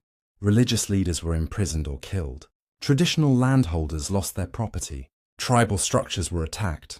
The government's atheistic ideology offended deeply held Islamic beliefs, and the violence with which the reforms were implemented created widespread resistance. By late 1978, rebellions had erupted across Afghanistan. In Herat in March 1979, a major uprising killed dozens of Soviet advisors and their families. The Afghan army, riddled with desertions and unreliable, was losing control. The communist government was fracturing in internal purges. Hafizullah Amin, having overthrown and killed Taraki in September 1979, was increasingly seen by Moscow as unstable and losing control. The Soviet leadership, watching their client state in Afghanistan collapse and fearing the spread of Islamic revolution from Iran, where the Shah had just been overthrown, or the establishment of an American-backed regime in Kabul, faced a decision. They could let Afghanistan fall, losing a valuable ally and facing an unstable, potentially hostile regime on their southern border, or they could intervene militarily to stabilize the situation, replace Amin with someone more reliable, and suppress the rebellion. On December 24, 1979, Soviet forces began crossing the Afghan border. Within days, over 80,000 Soviet troops were in Afghanistan. Soviet special forces stormed the presidential palace and killed Amin, installing Babrak Karmal, the leader of the Parcham faction, as the new president. The Soviets believed this would be a quick intervention, that their military presence would stabilize the government, allow it to crush the rebellion, and then they could withdraw. It was, in its way, the same calculation the British had made in 1839 and 1878. They were catastrophically wrong. The Soviet intervention would last nearly 10 years, kill over 1 million Afghans and 15,000 Soviets, devastate the country, and ultimately contribute to the collapse of the Soviet Union itself. Afghanistan would once again demonstrate that foreign armies can invade, but they cannot conquer, that mountains shelter resistance, that a people defending their homeland against foreign occupation will endure unimaginable hardship rather than submit. The stage was set for one of the defining conflicts of the late 20th century, a conflict whose consequences echo to this day. The Soviet war in Afghanistan. The Soviet military intervention in Afghanistan began as a carefully planned operation and quickly descended into a quagmire from which there was no easy exit.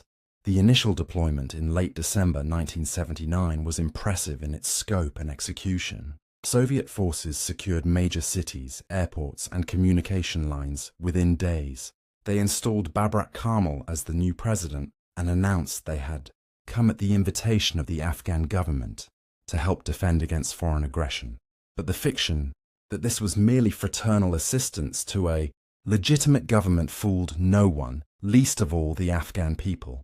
To them, this was foreign invasion, Christian foreigners occupying a Muslim land, the latest in a long line of empires seeking to conquer Afghanistan.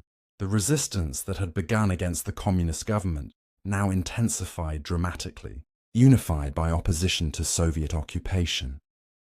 The resistance fighters called themselves Mujahideen, those who waged jihad, holy war. They were a diverse collection, tribal militias defending their territories, religious students following their teachers into battle, commanders who gathered followers through charisma and success, villagers fighting to protect their homes.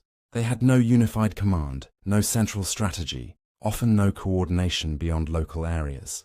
Different groups fought for different reasons, some for Islam, some for tribal autonomy, some for traditional ways of life, some simply for revenge against an invader who had killed their families. What the Mujahideen did have was intimate knowledge of the terrain, support from the local population, willingness to endure hardship, and increasingly, external support. Pakistan, seeing an opportunity to gain influence and concerned about Soviet presence on its border, became the primary conduit for aid to the resistance.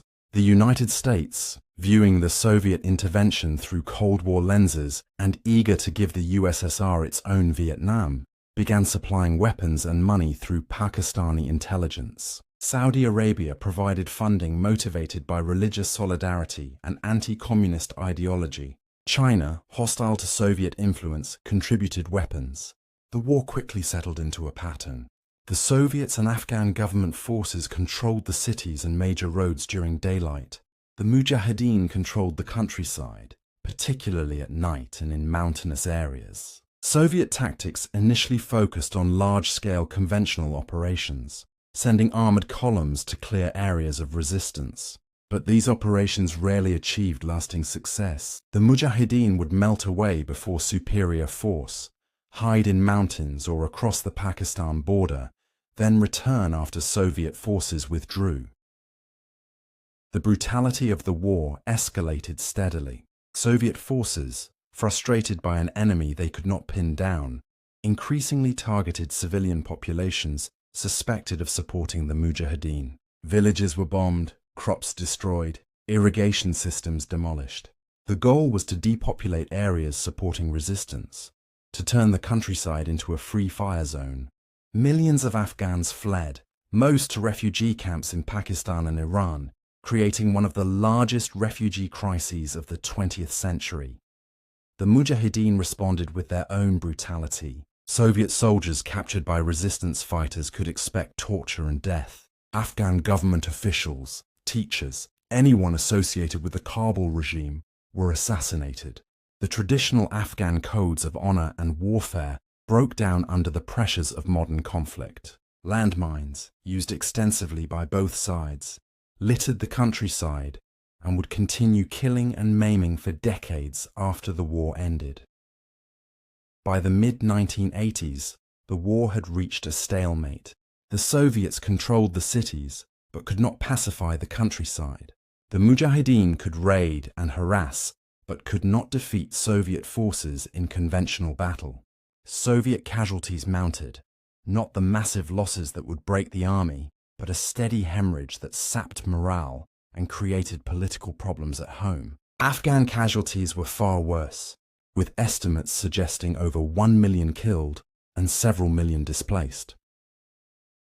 The introduction of American-supplied Stinger missiles in 1986 changed the tactical situation significantly. These portable surface-to-air missiles allowed Mujahideen fighters to shoot down Soviet helicopters and aircraft, which had previously operated with relative impunity. Soviet air superiority, a key advantage, was partially negated. Operations became more costly and dangerous. The war became less tenable. But the decisive factor was political change in Moscow. Mikhail Gorbachev, who came to power in 1985, viewed the Afghan war as a costly failure that needed to be ended. He characterized it as a bleeding wound and sought a way to withdraw Soviet forces without appearing to admit defeat. Through 1986 and 1987, he reduced operations, began negotiations, and prepared Soviet and international opinion for withdrawal. In April 1988, the Soviet Union signed the Geneva Accords, committing to withdraw all forces from Afghanistan within 9 months. The withdrawal began in May 1988 and was completed in February 1989. The last Soviet soldier to leave, General Boris Gromov, walked across the Friendship Bridge into Soviet territory, and the Soviet military intervention was over. The Soviets left behind a devastated country. Over 1 million Afghans had been killed, perhaps 15% of the pre-war population. Another 5 million, nearly a third of the population, had fled as refugees. Cities were damaged, but the countryside was in ruins. Agriculture had collapsed, with irrigation systems destroyed and fields mined. An entire generation had grown up knowing only war. The traditional social structures that had held Afghan society together for centuries were shattered. The Soviet-backed government in Kabul, now led by Mohammad Najibullah, was expected to fall quickly once Soviet forces departed, but surprisingly, it held on for 3 more years. Najibullah proved more capable than many expected, maintaining support from urban populations and some ethnic minorities who feared rule by Pashtun-dominated Mujahideen groups.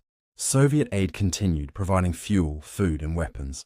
And crucially, the Mujahideen were divided among themselves, unable to coordinate an effective final offensive. The various Mujahideen groups had always been fractious, united only by opposition to the Soviets and communism. With the Soviets gone, their divisions became more apparent. Leaders like Ahmad Shah Massoud in the Panjshir Valley, Gulbuddin Hekmatyar leading Hezb-e-Islami, Burhanuddin Rabbani of Jamiat-e-Islami, and others competed for power and resources. Ethnic divisions between Pashtun, Tajik, Uzbek, and Hazara groups reinforced political rivalries. Pakistan and other external powers backed different factions, pursuing their own strategic interests rather than Afghan stability. The Soviet war in Afghanistan had consequences far beyond the country itself. It contributed to the eventual collapse of the Soviet Union, demonstrating the limits of Soviet military power and draining resources that might have been used for internal reform. It created the template for American covert operations, supporting insurgencies against Soviet-backed regimes. Most significantly for future history, it drew thousands of foreign Muslim fighters to Afghanistan, where they gained combat experience and developed networks that would later form the basis of international jihadist movements. One of those foreign fighters was a wealthy Saudi named Osama bin Laden, who came to Afghanistan in the early 1980s to support the jihad against the Soviets. He used his family fortune to fund fighters and build infrastructure. He created what he called the base, Al-Qaeda in Arabic, a network to organize and support Arab fighters in Afghanistan. When the Soviets withdrew, bin Laden and many other foreign fighters faced a dilemma. They were veterans of a successful jihad, trained and experienced, but with no clear purpose now that the war was won. Some returned home, where they often faced suspicion from governments uncomfortable with battle-hardened Islamists. Others remained in the region, drawn into new conflicts or settling into communities that had formed around training camps and bases. The networks, ideologies, and militant skills developed during the Soviet war would persist, eventually giving rise to the global jihadist movement that would strike the United States on September 11, 2001, and draw America itself into war in Afghanistan. But that chapter lay years in the future. First, Afghanistan had to endure another decade of civil war that would make even the Soviet occupation seem preferable by comparison. Civil war and the rise of the Taliban. When the Soviet Union finally collapsed in December 1991, aid to Najibullah's government ceased abruptly. Without Soviet support, the government's position became untenable. In April 1992, Mujahideen forces converged on Kabul from multiple directions. Najibullah attempted to flee, but was stopped at Kabul airport by forces loyal to Ahmad Shah Massoud. He took refuge in the United Nations compound, where he would remain for the next 4 years. The fall of the communist government should have been a moment of triumph and unity. Instead, it marked the beginning of Afghanistan's descent into an even darker period. The Mujahideen groups that had fought together against the Soviets now fought each other for control of Afghanistan. What followed was a civil war that killed tens of thousands and reduced much of Kabul to rubble. Various Mujahideen factions formed a fragile coalition government with Burhanuddin Rabbani as president and Massoud as defense minister. But Gulbuddin Hekmatyar, who had received the largest share of Pakistani and American aid during the Soviet war, refused to join the government and began shelling Kabul from positions in the surrounding hills. His forces, backed by Pakistan, which preferred a Pashtun-dominated government, fought against the government forces led by Massoud, who was Tajik. The fighting in Kabul from 1992 to 1996 was devastating. Artillery and rockets rained down on residential neighborhoods. Different factions controlled different parts of the city, with front lines running through streets and buildings. Civilians were caught in crossfire, subjected to arbitrary checkpoints, targeted based on ethnicity. The capital that had been relatively unscathed during the Soviet war was systematically destroyed in this civil war between Afghans. Meanwhile, in other parts of the country, different patterns emerged. In the north, Abdul Rashid Dostum, an Uzbek general who had defected from the communist government, controlled several provinces. In the Central Highlands, Hazara groups fought to maintain autonomy for their long-persecuted minority. In Herat, Ismail Khan established relatively stable control. Afghanistan had fragmented into fiefdoms ruled by warlords, each maintaining power through militia forces and controlling revenue from customs posts, smuggling, or drug trafficking. The human cost of this civil war was immense. The international community, having achieved its Cold War objective of defeating the Soviets, largely abandoned Afghanistan. Refugees continued to stream into Pakistan and Iran. Those who remained in Afghanistan lived in a state of constant insecurity, unable to plan for the future, watching whatever remained of normal life disintegrate. The educated class fled if they could. Infrastructure collapsed. The economy, always fragile, was reduced to subsistence and black markets.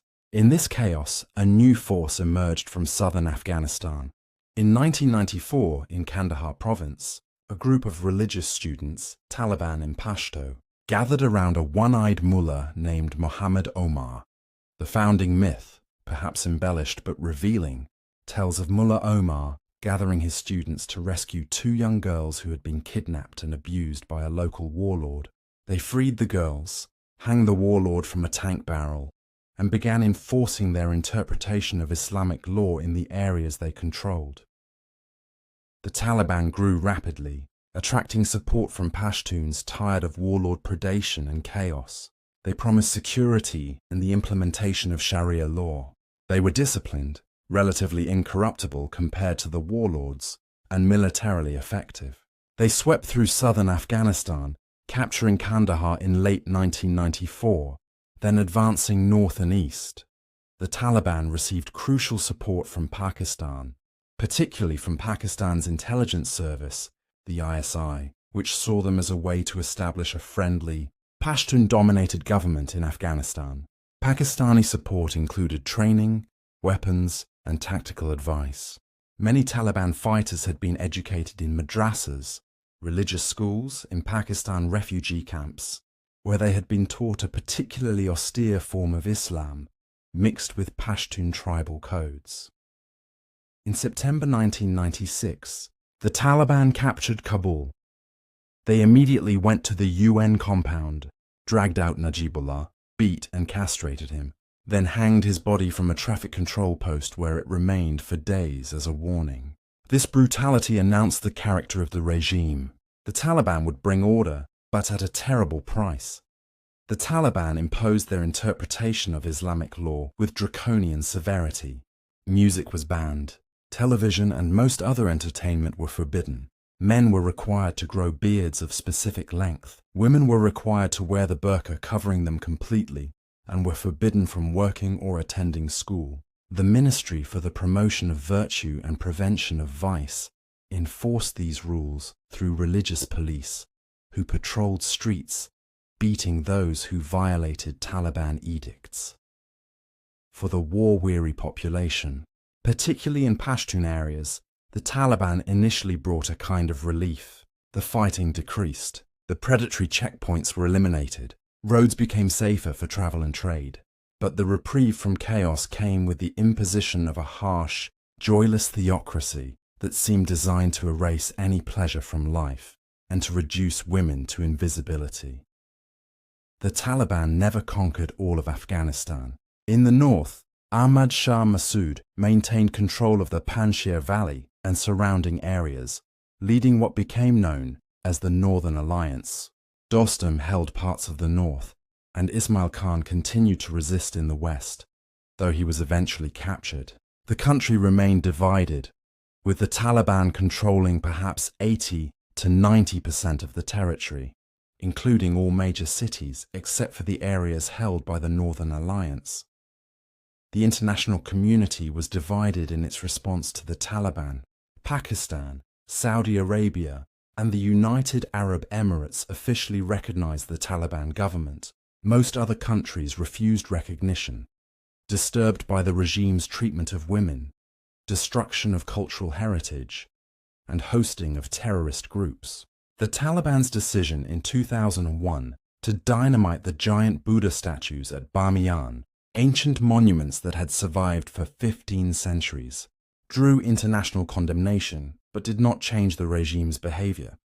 Most fatefully, the Taliban provided sanctuary to Osama bin Laden and al-Qaeda. Bin Laden had been expelled from Sudan in 1996 and returned to Afghanistan, where he had fought during the Soviet War. He established training camps in Taliban-controlled territory and continued planning terrorist operations. The Taliban, sharing his jihadist ideology and bound by Pashtun codes of hospitality that made betraying a guest unthinkable, refused international demands to expel him. From Afghanistan, al-Qaeda planned and executed attacks on American embassies in Kenya and Tanzania in 1998, killing hundreds. President Clinton responded with cruise missile strikes on al-Qaeda camps in Afghanistan, but bin Laden survived. The Taliban still refused to hand him over. The stage was being set for a confrontation that would draw yet another foreign power into war in Afghanistan.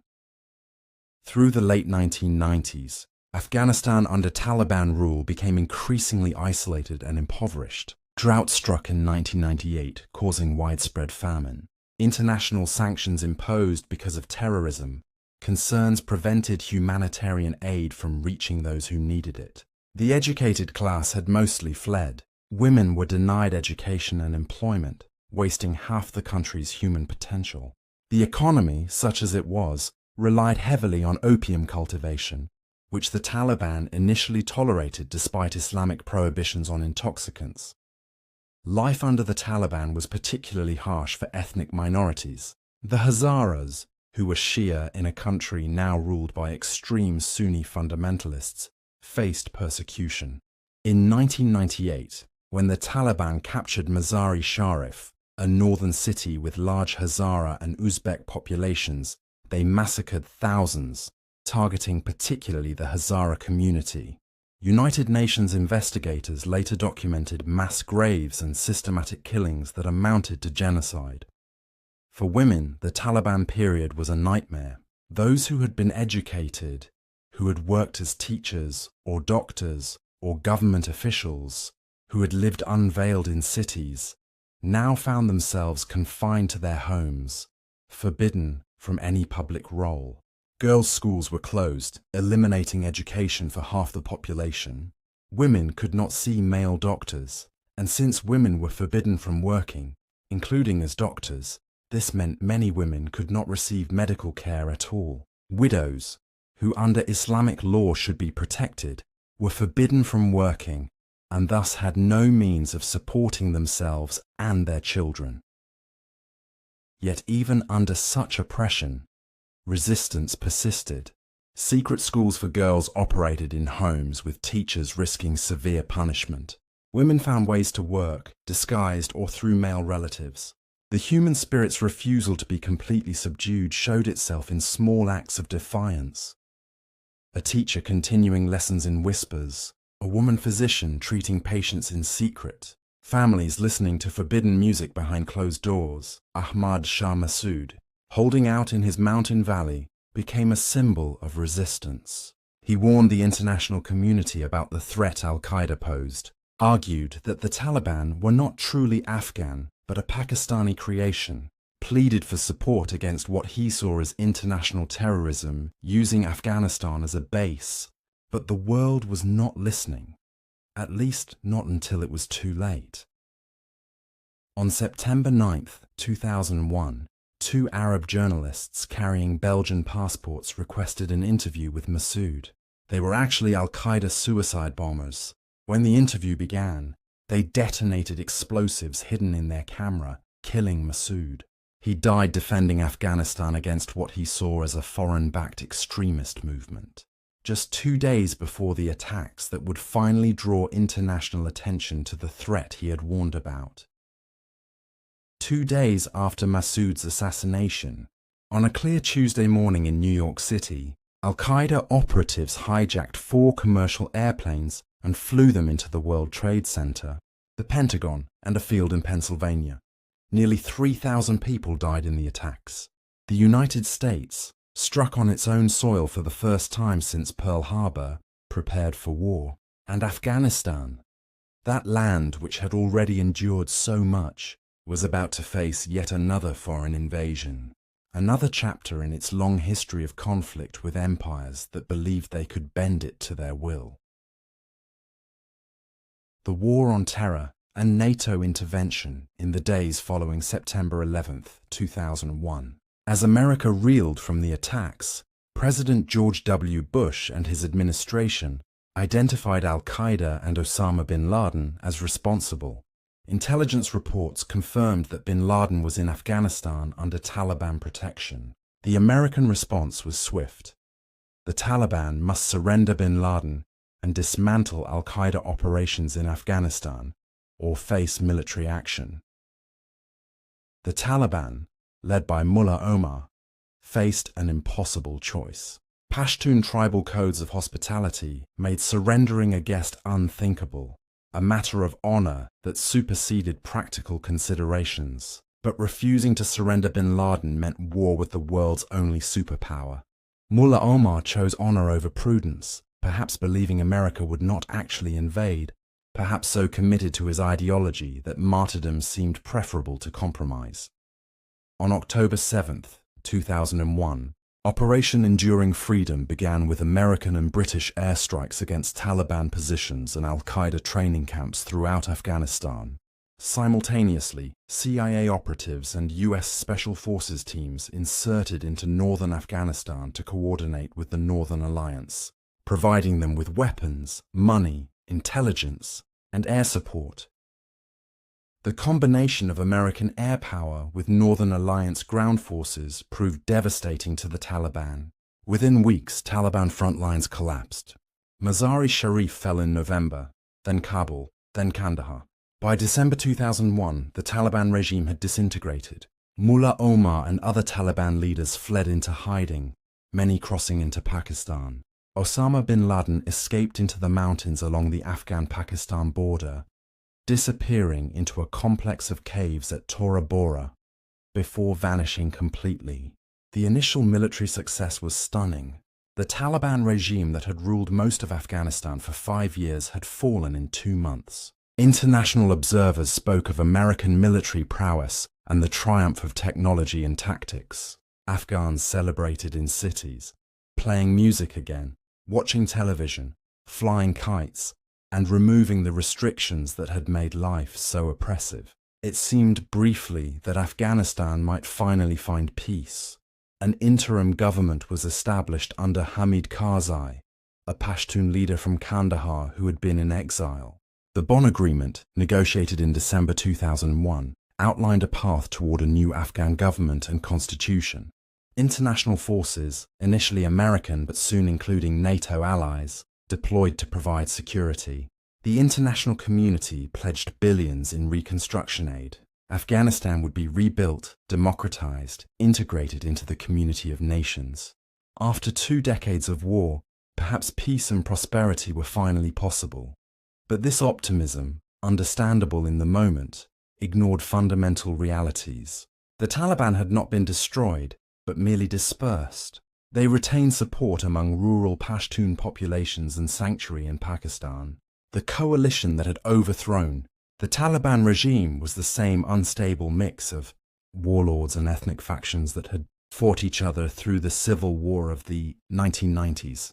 The Afghan government being constructed had little legitimacy outside Kabul and was riddled with corruption. And the American-led mission, initially focused on counterterrorism, gradually expanded into nation-building without clear understanding of what that meant or how to achieve it in Afghanistan's complex context. The first years after the Taliban's fall saw real progress in some areas. Several million refugees returned from Pakistan and Iran. Schools reopened, including for girls. Women could work again. Infrastructure projects began. Elections were held. First presidential in 2004, with Karzai winning.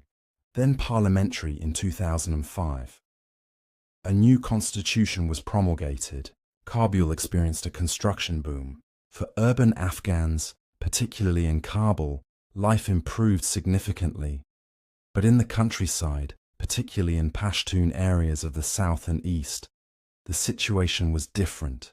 The international forces and new government were often represented by the same warlords who had preyed on the population during the civil war. These strongmen, now legitimized as part of the government or security forces, returned to their old practices of extortion and abuse. The Taliban began to look, in retrospect, less terrible than the current reality. Gradually, Taliban fighters who had fled returned and found populations willing to shelter them.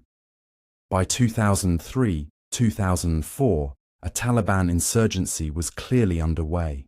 Roadside bombs, suicide attacks, assassinations of government officials, attacks on schools and development projects. All the tactics of modern insurgency were employed. The insurgency grew stronger each year, expanding from the rural south to threaten even major cities. By 2006, NATO had taken over security responsibilities from US forces and found itself fighting a full-scale counterinsurgency campaign. The war in Afghanistan had become a quagmire. International forces controlled the cities and main roads, but struggled to secure the countryside. The Afghan government, even with massive international support, could not provide effective governance or security. Corruption was endemic, with officials at all levels stealing international aid and extorting the population. The police and army, being built up at great expense, were riddled with desertions and sometimes collaborated with the insurgents. President Karzai, re-elected in 2009 in an election marred by massive fraud, became increasingly erratic. He criticized international forces, accused them of killing civilians, but was unable to provide security without them. His government became a kleptocracy where connections mattered more than competence. Narcotics production, which the Taliban had almost eliminated in 2001, rebounded to record levels as corrupt officials and insurgents both profited from the opium trade. The United States, having shifted its focus to Iraq after 2003, returned its attention to Afghanistan around 2009. President Obama ordered a surge of additional troops, bringing the US military presence to about 100,000. The strategy was counterinsurgency, protect the population, build government capacity, create economic development, reduce corruption. It was ambitious and, in hindsight, unrealistic. The surge achieved some tactical successes. Insurgent strongholds were cleared. Security improved in some areas, but the underlying problems remained unsolved. The Afghan government did not become less corrupt or more effective. Pakistan continued to provide sanctuary to Taliban leadership, playing a double game of officially supporting the war on terror while actually backing the insurgents. And the American public, tired of a war that seemed endless and without clear purpose, increasingly favored withdrawal. Through the 2010s, the pattern repeated.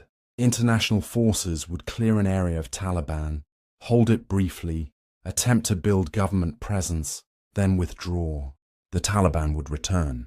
Occasionally, there were high-profile successes. In 2011, US Special Forces raided a compound in Pakistan and killed Osama bin Laden. But such victories did not translate into strategic progress. The war ground on, year after year, becoming America's longest war, outlasting Vietnam, seemingly without end or purpose beyond inertia. The human cost was staggering. Tens of thousands of Afghan civilians died from violence. Thousands more died from indirect effects of war. Displacement, lack of medical care, economic collapse. The Afghan security forces, bearing the brunt of the fighting, suffered over 60,000 killed. International forces lost over 3,500 troops. And for what? By the late 2010s, it was clear the war was not being won. Perhaps could not be won in any conventional sense. The Taliban, operating from Pakistan, had rebuilt their movement. They controlled or contested large parts of rural Afghanistan. They inflicted steady casualties on government forces. They could not defeat NATO forces in open battle, but they did not need to. They just needed to persist, to outlast the foreign occupation, to wait for the inevitable withdrawal. And they were good at waiting. Multiple attempts at peace negotiations failed. The Taliban would not negotiate seriously while foreign forces remained in Afghanistan. The Afghan government could not negotiate from strength because it relied entirely on foreign forces for survival. Pakistan, which held leverage over the Taliban, had its own interests that did not align with peace in Afghanistan. The war became a problem without solution, a conflict sustained by its own momentum. President Trump, elected partly on a platform of ending endless wars, pursued negotiations with the Taliban. In February 2020, the United States signed an agreement with the Taliban in Doha, Qatar, committing to withdraw all US forces by May 2021. In exchange, the Taliban pledged not to allow terrorist groups to use Afghanistan as a base. The Afghan government, not included in these negotiations, was expected to reach a political settlement with the Taliban through intra-Afghan talks. The agreement effectively ended the war between the United States and the Taliban, but it did not bring peace to Afghanistan. The Taliban continued attacks on Afghan forces. Negotiations between the Afghan government and Taliban went nowhere. The underlying issues that had fueled the conflict for 2 decades remained unresolved, and the withdrawal deadline, set in motion events that would lead to the rapid collapse of the Afghan state that international forces had spent 20 years trying to build, the Taliban. Return and modern Afghanistan. When President Biden took office in January 2021, he faced the withdrawal timeline established by Trump's agreement with the Taliban. After reviewing options, Biden decided to proceed with withdrawal. Though he extended the deadline to September 11, 2021, the 20th anniversary of the attacks that had triggered the war. The decision was controversial, but reflected a bipartisan consensus that America's longest war needed to end. The withdrawal began in spring 2021. US and NATO forces started leaving bases, handing them over to Afghan forces. The Afghan military, despite 20 years of training and billions of dollars in equipment, began to unravel rapidly. Provincial capitals fell to the Taliban with shocking speed. Sometimes there was fighting, but often Afghan security forces simply abandoned their positions, surrendering without resistance or melting away into the civilian population. Multiple factors contributed to this collapse.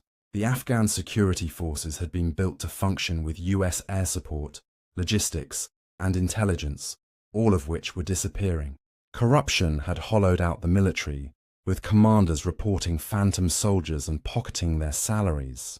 Morale was terrible, as soldiers felt abandoned by a government that did not pay them regularly and by international allies who were leaving.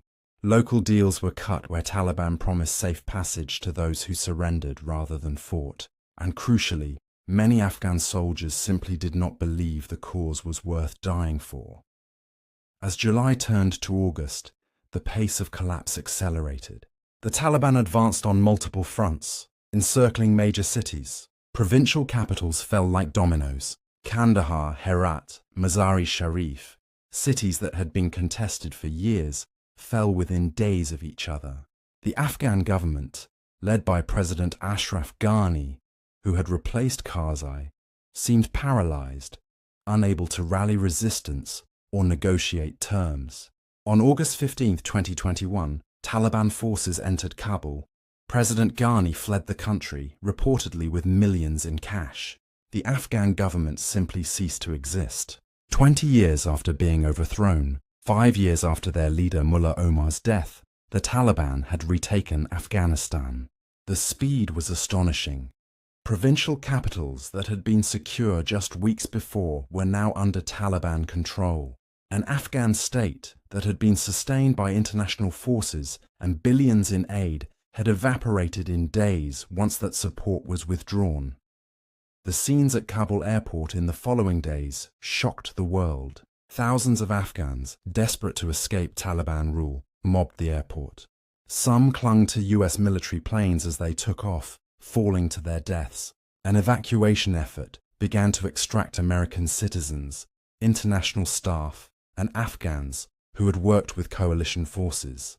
Over 100,000 people were evacuated in chaotic scenes that recalled the fall of Saigon in 1975.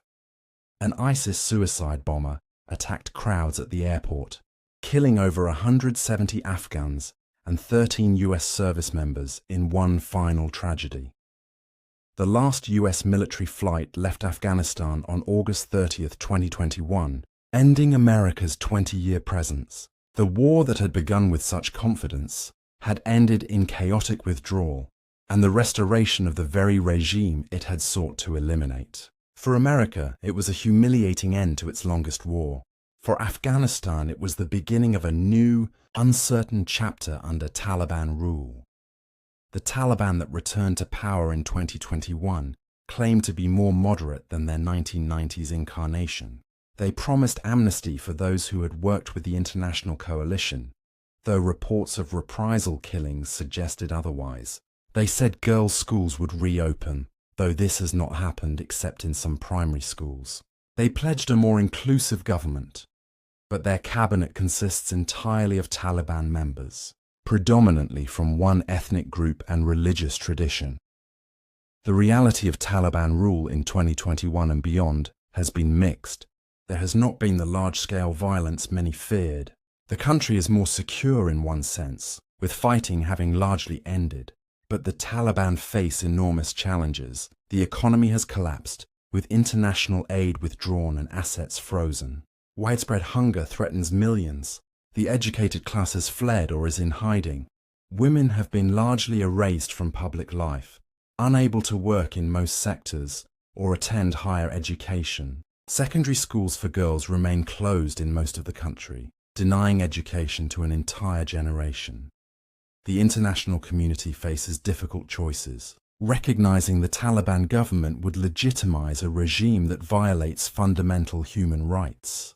But refusing recognition and maintaining sanctions harms the Afghan people far more than the Taliban leadership. Humanitarian aid is desperately needed, but how to provide it without strengthening a regime whose policies many find abhorrent? These dilemmas have no easy answers.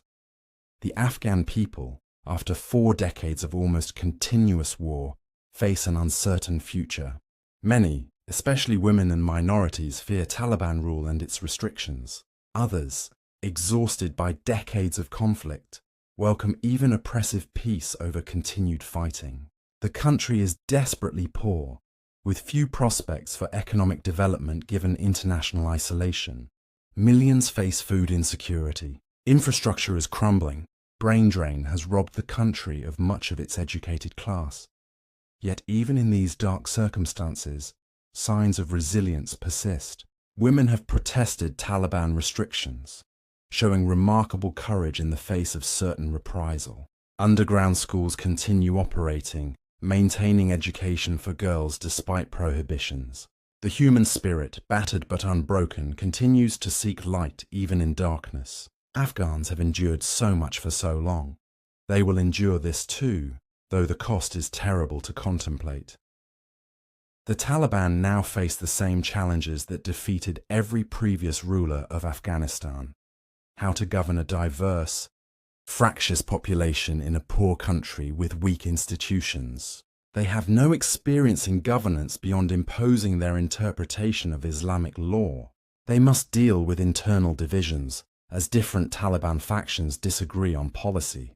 They must prevent ISIS-K, the Islamic State's Afghan branch, from conducting attacks that destabilize the country. They must somehow revive an economy that has collapsed. These are daunting challenges for any government, perhaps impossible for one as rigid and ideologically driven as the Taliban. The international community watches warily, concerned about terrorism, refugee flows, and humanitarian catastrophe. Pakistan, which supported the Taliban for decades, now finds itself with a border even more unstable than before. Iran, Russia, and China, regional powers with interests in Afghanistan, position themselves for influence while maintaining distance from actually helping solve the country's problems. The United States, having withdrawn in chaos, debates what went wrong and whether anything could have gone right. For ordinary Afghans, the departure of foreign forces and return of the Taliban is just the latest chapter in a story of suffering that stretches back generations. They have survived Soviet occupation, civil war, Taliban rule, international intervention, and now Taliban rule again. Through all of it, they have maintained their identity, their culture, their stubborn refusal to be finally defeated. It is this resilience, more than any military victory or political arrangement, that defines Afghanistan and suggests that whatever the future brings, the Afghan people will somehow persist. Conclusion. Reflections on endurance. We have traveled through thousands of years of history, from ancient civilizations to modern conflicts, watching empires rise and fall while Afghanistan and its people endure. The sun rises now over the same mountains that witnessed Alexander's army, the same valleys where Mongol horsemen rode, the same passes where British soldiers perished and Soviet columns retreated. And we must ask, what have we learned from this long journey through time? The phrase graveyard of empires is often repeated, sometimes glibly, but it contains deep truth. Afghanistan has defeated or outlasted every power that sought to conquer it. not through superior military force in most cases, but through something more fundamental: the refusal to accept permanent foreign rule, combined with geography that makes lasting occupation nearly impossible. The empires that came to Afghanistan were often militarily superior, technologically advanced, and confident of success. Yet all eventually withdrew, their ambitions frustrated by a land and people that would not be mastered. But we must be careful not to romanticize this resistance. Afghan resistance to foreign occupation has been heroic, but it has also been costly beyond measure. The country has been devastated repeatedly by wars that killed millions, destroyed cities, and set back development by generations. The victories over foreign powers were often Pyrrhic, won at such cost that the survivors inherited ruins. And Afghan resistance to foreign rule has not translated into stable self-governance. Internal conflicts, ethnic divisions, and tribal rivalries have plagued Afghanistan throughout its history. The pattern repeats across centuries. A foreign power invades with confidence and superior force. They capture cities and secure major roads. They install friendly governments or puppets. They believe they have won. But controlling cities is not controlling the country. The mountains shelter resistance. The countryside remains hostile or neutral at best. Supply lines are harassed. Garrisons are attacked. The occupation becomes expensive in lives and treasure. Eventually, domestic pressure or competing priorities force withdrawal, and Afghanistan returns to Afghan rule, though often fractured and contested among Afghans themselves. Why does this pattern persist? Geography is the foundation. Afghanistan's mountains create natural fortresses that cannot be bypassed and cannot be held permanently. Its position as a crossroads means that controlling it requires controlling all approaches, which no single power can do. Its poverty means there is little economic incentive for occupation once the strategic calculation changes. And its people, diverse as they are, share a common experience of resistance that becomes part of cultural identity. But geography alone does not explain everything. Afghan social structure, particularly Pashtun tribal organization, with its emphasis on honor and autonomy, creates a society resistant to centralized control even by Afghan governments, much less foreign ones. The concept of honor that requires retaliation for wrongs, the hospitality codes that make harboring guests sacrosanct, the consensus-based decision-making of tribal councils, all these traditional structures militate against submission to outside authority. Religion has played a complex role. Islam provided unity against non-Muslim invaders and a vocabulary of resistance. Jihad, struggle in the path of God, legitimized fighting against Soviet or American occupation in ways that tribal honor alone might not have. But Islam has also been a source of division, with different interpretations leading to conflict between Afghans. The Taliban's extreme version of Islamic governance has been as repressive as any foreign occupation, yet it draws legitimacy from religious authority in ways foreign powers cannot match. The role of external powers deserves reflection. Throughout history, Afghanistan's conflicts have been exacerbated by outside interference. The Great Game between Britain and Russia, the Cold War rivalry between America and Soviet Union, Pakistani strategic interests, all have fueled Afghan conflicts. Foreign powers armed factions, supported proxies, and pursued their own interests with little regard for Afghan welfare. Even humanitarian interventions have often served geopolitical purposes more than Afghan needs. What lessons can be drawn? For future powers contemplating intervention in Afghanistan, history suggests clear warnings. Military conquest is possible, but lasting occupation is not. Installing puppet governments creates more problems than it solves. Nation building in Afghanistan requires understanding of local structures and commitment over generations, neither of which foreign powers have demonstrated.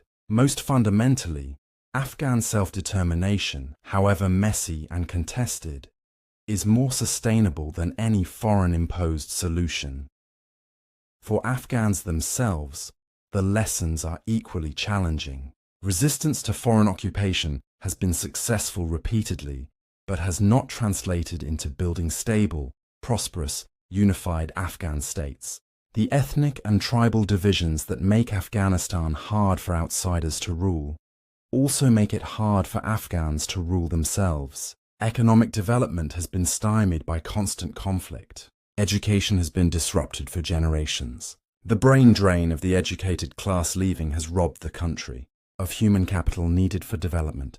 The tragedy of modern Afghanistan is that it has been trapped in cycles of violence that prevent the normal life and development all peoples deserve. Afghan farmers should be able to plant and harvest without fear of war. Afghan children should receive education without schools being bombed or forbidden. Afghan women should be able to participate fully in society. Afghan merchants should be able to trade without checkpoints and extortion. These basic elements of normal life have been denied to most Afghans for over 4 decades. Yet despite everything, Afghan culture persists and even flourishes in exile and in hidden spaces within the country. Afghan poetry continues to be written, singing of love and loss and longing for peace. Afghan music, forbidden by the Taliban, is preserved and played in secret or in diaspora. Afghan carpets, woven with traditional patterns, carry forward ancient artistic traditions. The Afghan people themselves, wherever they are, maintain identity and hope for a better future.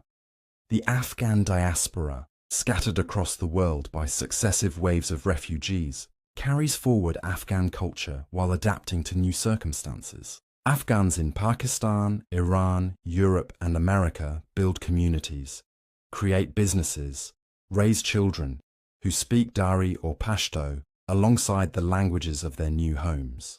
They send money back to family members who remained, and dream of a day when they might return to an Afghanistan at peace. This diaspora is both tragedy, representing millions displaced, and hope, representing possibilities for Afghanistan's future.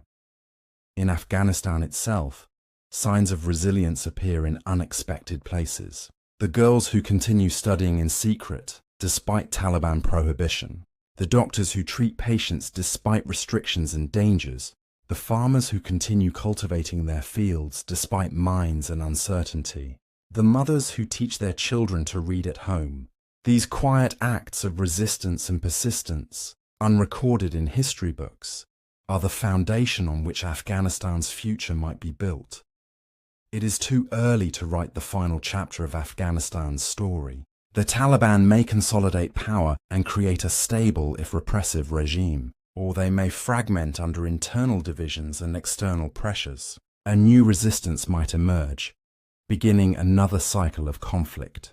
Or perhaps, exhausted by decades of war, Afghans might find ways to reconcile differences and build something new. The future remains unwritten, and predictions would be foolish. What we can say with certainty is that Afghanistan will endure. It has survived Mongol devastation, British invasions, Soviet occupation, civil war, Taliban rule, American intervention, and Taliban return. Through all of this, something identifiably Afghan persists. A culture, a people, a land. That persistence is not romantic or painless. It comes at terrible cost, but it is real, and it is remarkable. The mountains stand eternal, older than empires, and likely to outlast any future ones. The Kabul River still flows, watering fields as it has for millennia. The Hindu Kush holds snow through summer, releasing it slowly to sustain life in valleys below. The land itself, harsh and beautiful, continues regardless of who claims to rule it. And the people who call this land home, however difficult their circumstances, continue living, hoping, enduring. Perhaps the greatest lesson from Afghanistan's history is about the limits of power. Military force can conquer but not govern. Technology can destroy but not build. Foreign intervention can disrupt but rarely improve.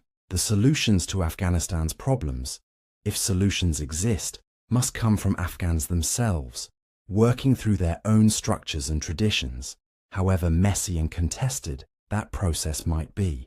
External powers can help or harm, but they cannot solve. This is perhaps the hardest lesson for powerful nations to learn, and one that Afghanistan has taught repeatedly to those who would listen. The story of Afghanistan is ultimately a story about human resilience and the endurance of identity in the face of overwhelming challenges.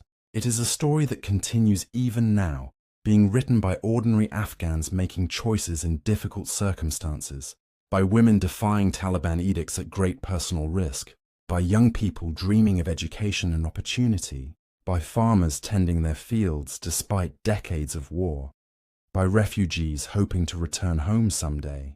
Their story is Afghanistan's future, and it will unfold in ways we cannot predict but must respect. As we reach the end of our journey through Afghanistan's long history, we find ourselves at a place that is both an ending and a beginning. An ending of foreign military intervention that stretched across 2 decades and cost hundreds of thousands of lives. A beginning of a new chapter whose outcome remains uncertain. The graveyard of empires has claimed another empire's ambitions, not through military defeat, but through the simple reality that Afghanistan cannot be permanently conquered by outsiders. The night deepens over the Hindu Kush, the same stars that shone on Ahmad Shah Durrani, on British soldiers retreating from Kabul, on Soviet convoys winding through mountain passes, on American troops in remote outposts, shine now on a country trying once again to find its way forward. The mountains remember everything and nothing. They simply endure, as Afghanistan itself endures, as its people endure, waiting for dawn. In the quiet of this moment, perhaps we can hear echoes of all who came before. Ancient travelers on the Silk Road, Mongol horsemen, Persian poets, British officers, Soviet soldiers, Mujahideen fighters, schoolgirls dreaming of education, farmers hoping for peace. All are part of Afghanistan's story. All have left their mark on this land. All have been shaped by their encounter with a place that refuses to be what others wish it to be. The history of Afghanistan teaches us humility. It reminds us that no matter how powerful we believe ourselves to be, there are limits to what force can achieve. It shows us that human societies have their own logic, their own structures, their own paths of development that cannot be fundamentally altered by external imposition. It demonstrates that lasting change must come from within, however slowly and imperfectly, and it reveals that the human spirit, tested beyond measure, can endure catastrophes that seem unbearable. For those of us watching from outside, Afghanistan's story should inspire both respect and reflection. Respect for a people who have endured so much yet maintained their identity and dignity. Reflection on how external intervention, however well-intentioned, can create unintended consequences that perpetuate suffering rather than alleviating it. And perhaps most importantly, recognition that Afghanistan's future belongs to Afghans themselves, not to foreign powers pursuing their own interests under the guise of humanitarian concern. The graveyard of empires will likely claim more in the future. Afghanistan's position ensures continued strategic importance. Its poverty and instability create ongoing humanitarian concerns. The international community cannot simply forget Afghanistan and move on, but perhaps future engagement can be more humble, more respectful of Afghan agency, more focused on support than control, more patient with the messy process of Afghans working through their own challenges in their own ways. As we conclude this long exploration of Afghan history, from ancient civilizations to modern conflicts, one truth stands out above all others. Afghanistan persists. Through conquest and occupation, through civil war and foreign intervention, through catastrophe after catastrophe, something identifiably Afghan endures. Not unchanged, no society remains static, but recognizable, continuous, alive. This endurance is not painless or cost-free. It exacts terrible prices in human suffering, but it is real, and it is testament to something fundamental about human resilience and the power of place and identity. The sun will rise tomorrow over Afghanistan, as it has risen every day for thousands of years. Farmers will go to their fields if they have fields to tend. Merchants will open their shops if they have goods to sell. Children will play in streets if streets are safe enough. Women will care for their families within whatever constraints they face. Life will continue, as it always has, adapting to new circumstances while maintaining threads of continuity with the past. This is Afghanistan's true story. Not the story of empires and their ambitions, but the story of ordinary people living ordinary lives under extraordinary circumstances, persisting through everything history throws at them. If you found this journey through Afghanistan's history enlightening, if these stories of endurance and resistance have moved you, I invite you to like this video and subscribe to Nocturne of History. There are more stories to tell, more journeys through time to take together. Tell me in the comments, where are you listening from tonight? And what other historical questions keep you awake? What other roads not taken would you like to explore? What other empires and their fates intrigue you? History is not just about the past. It shapes our present and illuminates possibilities for our future. In Afghanistan's long story, we find mirrors of universal human experiences. The struggle for dignity and autonomy, the resilience required to survive catastrophe, the complexity of societies that resist simple narratives. These lessons echo far beyond Afghanistan's borders, speaking to challenges we all face in navigating a world where power and justice do not always align, where good intentions can have terrible consequences, where endurance sometimes matters more than victory. Thank you for spending this time with me, wandering through the centuries, listening to the voices of history as they whisper across the ages. May your rest be peaceful, your dreams be vivid, and may you carry with you a deeper understanding of this remarkable land and its remarkable people. Until we meet again in the quiet hours, when history comes alive in the space between waking and sleep. Good night. The wind blows across the mountains of Afghanistan, carrying with it dust that might have seen Alexander's army, atoms that witnessed the Mongol storm, molecules that breathed in the smoke of countless battles. That wind continues blowing, indifferent to empires and their pretensions, caring only for the eternal cycle of the seasons, the slow dance of erosion and renewal. And somewhere in that wind is the future of Afghanistan, unwritten, unknown, but certainly coming, as surely as dawn follows night. History remembers the conquerors who came and went, but the mountains remember the people who remained, who survived, who endured. And in the end, it is the mountains' memory that matters, for they will stand long after the last empire has crumbled to dust, long after the last conqueror's name has been forgotten. Witnesses to human ambition and human resilience, guardians of stories that deserve to be remembered and lessons that deserve to be learned.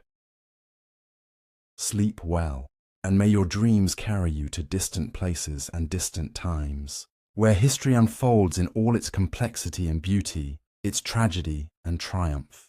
The story of Afghanistan continues, written by those who live it, shaped by those who endure it, remembered by those who take time to listen.